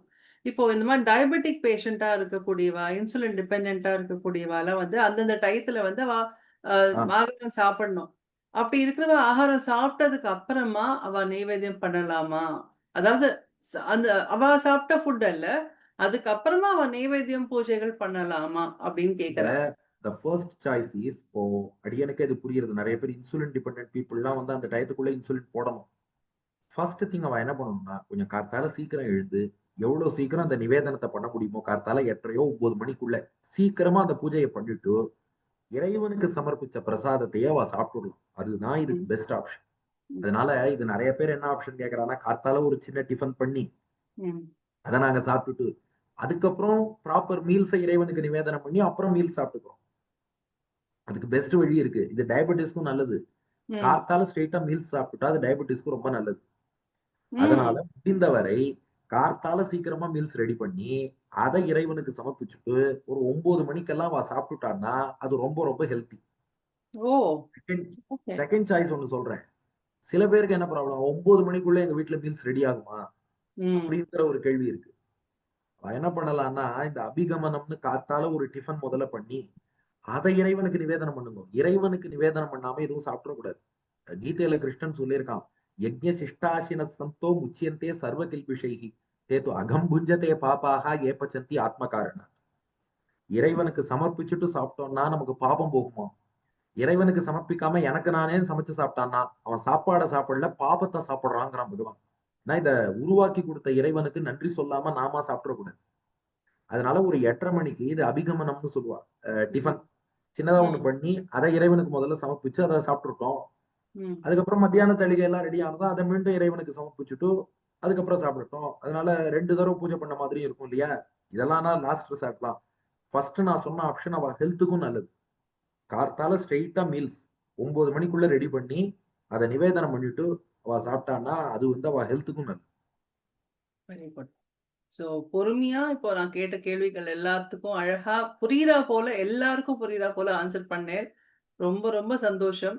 இப்போ வந்து we'll have a quick rapid fire round. Okay. அதுக்கு முன்னாடி எங்க ஆச்சாரியர்களுக்கு தான் நன்றி சொல்லணும். ஏன்னா, என்னோட பேக்கிரவுண்ட் ஆரம்பத்துல நீங்க எல்லாம் கேட்டேன்னு சொன்னேன். அப்படி ஒண்ணுமே கரெக்ட். இல்லாத ஜீரோவா இருந்தவன் வந்து, நீங்க கேட்கிற இவ்வளவு கேள்விகளுக்கும் இன்ஸ்டன்டேனியஸா பதில் சொல்றேன்னா, பஞ்சசம்ஸ்காரம் பண்ணி வச்ச ஆச்சாரியன் சிறுபுலியூர் சுவாமி 2013ல. 2014லேருந்து வில்லூர் நடாதூர் டாக்டர் ஸ்ரீ உவே கருணாகராச்சார் சுவாமிட்ட காலக்ஷேபம். அவாள்லாம் பார்த்து தான் என்னை புவியில் ஒரு பொருளாக்கின்னு இந்த அளவுக்கு அடியன முன்னேத்தி மேல கொண்டு வந்திருக்கா. அவளுடைய அனுகிரகத்துக்கு நன்றி சொல்லிக்கிறேன். உங்க ரேபிட் ஃபயர். கண்டிப்பா, கண்டிப்பா. ஆம். ஓகே. நீங்க ஒருவேள டாக்டராவே அதாவது இந்த ஆன்மீக சொற்பொழிவுக்குலாம் வரல அப்டின்னாக்கன்னா, எந்த ஸ்பெஷாலிட்டி எடுத்துட்டு நீங்க? எனக்கு அப்பலேருந்தே மெடிசின்ல இந்த ஸ்பெஷாலிட்டி போகணுங்கிற ஆர்வமே இல்ல. அப்படியே நம்ம நீட் பிஜி எழுதினாலும், கிடைக்கிறத எடுத்துப்போங்கிற எண்ணம் தான் இருந்தது. மோஸ்ட்லி எனக்கு டீச்சிங் பிடிக்குங்கிறதுனால, நான் கிளினிக்கல்ல மேபி பிசியாலஜி, அனாட்டமி அல்லது பெத்தாலஜி, பார்மகாலஜி அப்படி ஏதாவது எடுத்திருக்க சான்ஸ் இருக்குன்னு தோன்றது. புரொஃபசர் லைன்ல அந்த மாரி ஆ போயிருக்கலாம். Teaching teaching line. லைன்ல நான் கிளினிக்கல் டீச்சிங். ஓகே. இவ்ளோ விஷயங்கள் இவ்ளோ விஷயங்கள் நீங்க வந்து ஞாபகம் வச்சுக்க வேண்டியிருக்கு. உங்களுக்கு தான் ஞாபக சக்தி ஜாஸ்தியா இருக்குல்ல. இல்ல உங்களோட மேடம். நான் வந்து என்ன சொன்னேன், நல்ல விஷயம் ஏதாவது கேட்டா ஞாபகம் இருக்கும்னு அவ்வளோதான். நல்ல விஷயங்கள் எல்லாம் ஞாபகம் வச்சுட்டுருக்கீங்களே, உங்களோட வைஃபோட டேட் ஆஃப் பர்த் ஞாபகம் இருக்கா உங்களுக்கு? நன்னா ஞாபகம் இருக்கு மேடம். அது ஞாபகம் இல்லாம இருக்க முடியுமா? Very good. ஜூன் 19, 1994. ஓ! இயர்லாம் நான் கேட்கல. பட் நீங்களாவே சொல்லிட்டீங்க. இவ ஆ, அத பார்த்தானாக்க கரெக்ட்டா இருக்கான்னு அவ தான் சொல்லணும். ஆ. ஓகே. உங்களோட இந்த இந்த ஸ்பிரிச்சுவல் ஜர்னில உங்களோட ரோல் மாடல்ன்னு நீங்க யார வச்சுட்டுருக்கீங்க? எங்க ஸ்ரீபாஷ்யாதி ஆச்சாரியன் டாக்டர் கருணாகராச்சாரியார் சுவாமி. அவர் தான் உங்களோட ரோல் மாடல். அவர் தான் வந்து ரோல் மாடல். அவருடைய பட்டங்கள்ல ஒன்றான பிரவச்சன திலகம்ங்கிறத அவர் அடியனுக்கு குடுத்துட்டாரு. இனிமே அத நான் போட்டுக்கல, நீ போட்டுக்கோ. Oh! Very nice, very nice. உங்களுக்கு நெறைய அவார்ட்ஸ் எல்லாம் நீங்க வாங்கியிருப்பீங்க. எல்லாம் வந்து உங்களுக்கு நெறைய குவிஞ்சுட்டே இருந்திருக்கும். பட் உங்களுக்கு பெர்சனலா ரொம்ப டச் பண்ண ஒரு அவார்ட் அப்டின்னா நீங்க எத அதான் இதே சொல்லுவீங்க? இந்த பிரவச்சன திலகம்ங்கிறது தான். ஏன்னா, அவர் போட்டுட்டு இருந்த அவார்ட வந்து இனிமே நான் வச்சுக்கல, நீ வச்சுக்கோன்னு சொல்லி அடியன்ட்ட குடுத்தது. அந்த டைட்டில் உங்களுக்காக குடுத்திருக்காரு. அந்த டைட்டில் அடியனுக்கு நீ வச்சுக்கோன்னு சொல்லி குடுத்துட்டார். அவருக்கு நெறைய பட்டம் இருக்கு. அதுல பிரவச்சன திலகமா அடியனுக்கு குடுத்துட்டு, இனிமே அத அப்போ நீ அப்ப போட்டுக்கோ, நான் அவருக்கு போட்டுக்கிறேன். எப்படி இருக்கும் இல்லையா? அவரோட ஒரு டிசைபிள் இந்த மாதிரி அ வந்து அவரோட அவரோட பேர சொல்ல வர ஒருத்தர் இருக்காருன்னு அவருக்கே வந்து அவருக்கு ஒரு பெருமையா இருந்திருக்கும் இல்லையா? Very uh nice of that. Yes. அவருக்கு சிஷ்யனானது தான் நமக்கு பெருமை. கண்டிப்பா. மியூச்சுவல் தான் அது கண்டிப்பா. அதனால தான் அவர் அத குடுத்திருக்காரு உங்களுக்குன்னு சொல்லலாம். உங்களுக்கு நெறைய நீங்க டிஸ்கஸ் பண்ணியிருக்கீங்க. உங்களுக்கு சேலஞ்சிங்கா ஒரு டாபிக் அப்டின்னா நீங்க எத சொல்லுவீங்க? மேடம் எனக்கு நிறைய சேலஞ்சிங்கா தான் கொடுப்பா. நம்ம எப்போதுமே கொஞ்சம் இன்னோவேட்டிவா யோசிச்சு பேசுறோங்கிறதுனால நிறைய டாபிக்ஸ் வந்து சேலஞ்சிங்கா கொடுப்பா. இப்ப ரீசென்ட்லி சேலஞ்சிங்கான ஒரு டிஸ்கோர்ஸ் அப்படின்னு சொல்லணும்னா, இப்போ ரீசெண்டா ஒரு உபன்யாசம் பண்ணேன். அதனால அதை வச்சு சொல்லணும்னா, ஸ்ரீ சூக்தம் பத்தி உபன்யாசம் பண்ணணும்னு சொல்லி இப்போதான் நவராத்திரி போது பண்ணேன். வேதத்துல ஸ்ரீ சூக்தத்தை எடுத்து அதுல 15 மந்திரங்கள், பொதுவா சொல்ற ஸ்ரீ சூக்தம் அதுக்கு அர்த்தம் சொல்லிட்டேன். நான் அவள்கிட்ட இன்னொரு ப்ராமிஸ் பண்ணிட்டேன். சாமவேத ஸ்ரீ சூக்தத்துக்கும் அர்த்தம் சொல்றேன். இந்த ம். சாமவேத ஸ்ரீ சூக்த மந்திரங்களை எடுத்து அதுலயும் பார்த்தா ஜென்ரலா பார்த்தா ஒரு இந்திரன் பெருமையை சொல்ற மாதிரி அது இருக்கும். ஆனா அதை உள்ளுக்குள்ள ரிசர்ச் பண்ணி அடியனே உட்கார்ந்து வியாக்கியானம் பண்ணி இது எப்படி பெருமாள் தாயார் பெருமையை குறிப்பா லட்சுமியின் வைபவத்தை சொல்றதுன்னு ஆச்சாரியன் அனுகிரகத்தால அந்த வேத மந்திரத்துக்கு அடியனே அர்த்தமும் என்னங்கிறத கண்டுபிடிச்சு உபன்யாசம் பண்ணேன். அந்த ஸ்ரீ சூக்தம் உபன்யாசம் வந்து உண்மையிலே ஒரு ரீசெண்டா பண்ணதுனால சொல்றேன். இது போல நிறைய சேலஞ்சிங் டாபிக்ஸ் எனக்கு கொடுத்துருக்கா. கர்மமும் தர்மமும் அப்படின்னு ஒரு டாபிக் கொடுத்தார். இன்னொரு இடத்துல வந்து if karma decides everything what is the role of God அப்படின்னு ஒரு டாபிக் கொடுத்தார். சயின்ஸ் அண்ட் சனாதன தர்மம். இது போலலாம் நம்மள பார்த்தாலே நிறைய இந்த மாதிரி டாபிக் எல்லாம் கொடுப்பா. அதனால வெரி நைஸ். யூஸ்வலா நான் என்ன பண்ணுவேன்னா எவரி உபன்யாசம் இஸ் ஏ சேலஞ்சிங் உபன்யாசம். ஏற்கனவே நாம எவ்வளவுதான் பேசியிருந்தாலும் கூட அந்த இடத்துல புதுசா ஏதாவது சொல்லணும் அப்படின்னு எடுத்துதான் பேசுவோம். கண்டிப்பா. ஏன்னா யூ ஆர் ரைட். ஏன்னா நெறைய பேர் உங்கள ஃபாலோ பண்ணிட்டு இருக்கா இல்லையா? So they ah might also want something new from you. ஆமா, the most recent challenge is your rapid fire. Oh! Thank you so much. உங்களோட ஃபேவரைட் கிரிக்கெட்டர் யாரு? Sachin Tendulkar. All time favourite. ஆமா, அவரை பார்த்து வளர்ந்தவன் தானே. உங்களோட ஹாபீஸ் என்ன? ஹாபீஸ்னா வந்து எனக்கு உபன்யாசம் தொடர்பா டீடைல்ஸ் கலெக்ட் பண்றதுதான் இப்போதைக்கு என்னோட ஹாபின்னா, உபன்யாசம் சம்பந்தமா இங்க இங்க அப்படி இப்படியே கொஞ்சம் கொஞ்சம் போய் இந்த இந்த புக்கு அந்த புக்கு எல்லாத்தையும் வாசிக்கிறது. இதுல என்ன இருக்கு அதுல என்ன இருக்கு இதெல்லாம் கம்பேர் பண்றது. இதுதான் ஹாபிஸ். ரெண்டாவது வந்து போயட்ரி. போயம்ஸ் எழுதுவது வந்து என்னோட ஒரு ஹாபி. முன்னாடி சைக்கிளிங் போறது ஒரு ஹாபியா வச்சிருந்தேன். இப்ப அதுக்கு நேரம் இல்ல. ஆத்துக்குள்ளேயே நடக்கிறது தான். மாடிக்கும் கீழைக்கும் மாடிக்கும் கீழைக்கும் நடக்கிறது தான் உடம்புக்கு கொடுக்குற எக்ஸசைஸ். Very nice. நீங்க மார்னிங் பெர்சனா? Night persona? அதாவது கவிதை எழுதணும்னா நைட்ல உட்கார்ந்தாதான் கவிதை வருது. மார்னிங் பர்சனா இருக்கணும் தான் பெரும்பாலான நாள் ஆசைப்படுறேன். நீங்க உங்களோட கோ டூ டெம்பிள்னா எத சொல்லுவேன்? நான் கும்பகோணத்துல இருக்கேன். அங்க திரும்பி நாச்சியார் கோவில் பார்க்கறதுலாம் உங்களுக்கு வந்து நாச்சியார் கோவில் ஸ்ரீனிவாச பெருமாள், நரையூர் நம்பி நம்பிக்கை நாச்சியார். இந்த நம்பிக்கை. வஞ்சுடவள்ளி தாயாரும் ஸ்ரீனிவாச பெருமாள் கல்கருடன். அந்த சன்னதி அங்கதான் முதல் உபன்யாசம். நமக்கு எல்லா பெருமாளும் வரலாம். ஓகே. நெறைய பாடல்கள்லாம் எடுத்து நீங்க வந்து சொல்றதுனால உங்களுக்கு கண்ணதாசனா? வாலியா? வாலி. வாலி. அ இப்போ இருக்கிற யங்ஸ்டர்ஸ்க்கு ஒரு அட்வைஸோ, இல்ல ஒரு டிப்போ சொல்லணும்னா, ஒரே வார்த்தையில என்ன சொல்லுவேன்? Follow your passion. Okay. So இந்த என்டயர் கான்வர்சேஷன பத்தி நீங்க சொல்லணும்னா, அப்ப என்ன சொல்லுவேன்? A novel experience. Thank you so much. ரொம்ப நன்னா முடிஞ்சது உங்களோட ரேபிட் ஃபயர் ரவுண்டும். சூப்பரா பண்ணிட்டேல்ல. Thank you. சேலஞ்சிங் ரவுண்ட் எல்லாம் ஒண்ணும் இல்ல. ரொம்ப நன்னா இருந்தது. We just wanted to make it fun. ஏன்னா நீங்க எப்பவுமே ரொம்ப வந்து இந்த மாரி சீரியஸா இருந்துட்டே பேசிட்டே பழக்கம் இல்லையா? சோ அத கொஞ்சம் ஃபன்னா இருக்கணுமே ஆஹா, அப்படிங்கிறது தான் ஐ என்ன மேட் இட். பாக்குறவா தான் சீரியஸ்ன்னு நினைச்சிட்டுறா. இல்ல யூ வேர் நாட் தட் சீரியஸ்ன்னு சொல்ல முடியாது. உங்களோட உங்களோட ஜர்னி வாஸ் லைக் தட். நீங்க வந்து நம்ம சூஸ் பண்ணின பாதை அந்த மாதிரி இருக்கு. எதையுமே நம்ம வந்து கொஞ்சம் ஜோவியலா சொன்னா, இன்னும் ஈஸியா கனெக்ட் பண்ணிக்கிறதுக்கு முடியும் அப்படிங்கிறதும் வந்து உங்களோட டிஸ்கோர்ஸ்லயே நாங்க நெறைய புரிஞ்சுண்டோம். அண்ட் ஈஸியா நம்மளால வந்து புரிஞ்சுக்க முடியுது. நமக்கு வேண்டியது என்னன்னா, நம்ம கம்யூனிகேட் பண்ற விதம் ஆ, வந்து நமக்கு ஈஸியா இருக்கணும். நம்ம சொல்ற அதுதான் எங்க பாயிண்ட்ஸ் ரொம்ப ஆச்சாரியன் ஸ்ட்ராங்கா சொன்னதுதான். இருந்தாலும். நீ யாரையும் இம்ப்ரெஸ் பண்றதுக்காக பேசாத, இன்ஃபார்ம் பண்றதுக்காக பேசுங்க. கரெக்ட். எக்ஸாக்ட்லி. கரெக்ட்டான பாயிண்ட் தான் அவர் சொல்லியிருக்கார். அண்ட் ரொம்ப அழகா இந்த ஒரு 1 ஹவர் எப்படி போச்சுன்னு எனக்கு தெரியல. அண்ட் நம்ம நேயர்களுக்கும் அப்படிதான் இருந்திருக்கும்னு நெனைக்கிறேன். நெறைய பேர் வந்து Facebookல பார்த்துட்டு இருக்கா. அண்ட் ஐ வாஸ் ஜஸ்ட் வாட்சிங் Facebook ஆல்சோ. ஸோ அதுல உள்ள கொஸ்டின்ஸ் எல்லாமும் சிலது இருக்கு. அண்ட் டெஃபினட்டா நம்ம வந்து இன்னொரு ஒரு சந்தர்ப்பம் வந்து நமக்கு கிடைக்கும்னு நெனைக்கிறேன். இன்னொரு தடவ பேசுறதுக்கும். அதுக்கும் நீங்க வந்து எங்களுக்கு வந்து ஒரு ஸ்லாட் குடுக்கணும். ஆ ஸோ நீங்க சொல்லுங்கோ. அ உங்களுடைய உங்களுடைய இந்த 1 ஹவர் எப்படி இருந்தது அப்படிங்கிறத சொல்லுங்கோ. ரொம்ப ஆனந்தமா இருந்தது மேடம். அண்ட் என்னுடைய லைஃப்ல கிட்டத்தட்ட 22 வயசு வரைக்கும் நடந்த சம்பவங்கள்லாம் சொல்லிட்டேன். 22ல இருந்து 35 தான் பாக்கி. அதனால அத வந்து நாம பின்னாடி ஒரு அக்கேஷன்ல ஷேர் இன்னொரு பண்ணுவோம். ஒரு பட் இந்த ப்ரோகிராம்ல கண்டிப்பா வச்சுக்கலாம். பிளஸ் வந்து எனக்கு ஒரு ரீகேப் மாரி. அப்ப என்ன பண்ணோம்? எப்படி இதுக்கு வந்தோம்? அப்படின்னு சொல்லிட்டு நாம திரும்ப ஒரு தடவ நெனச்சு பார்க்கறதுக்கு யூஸ்ஃபுல்லா இருந்தது.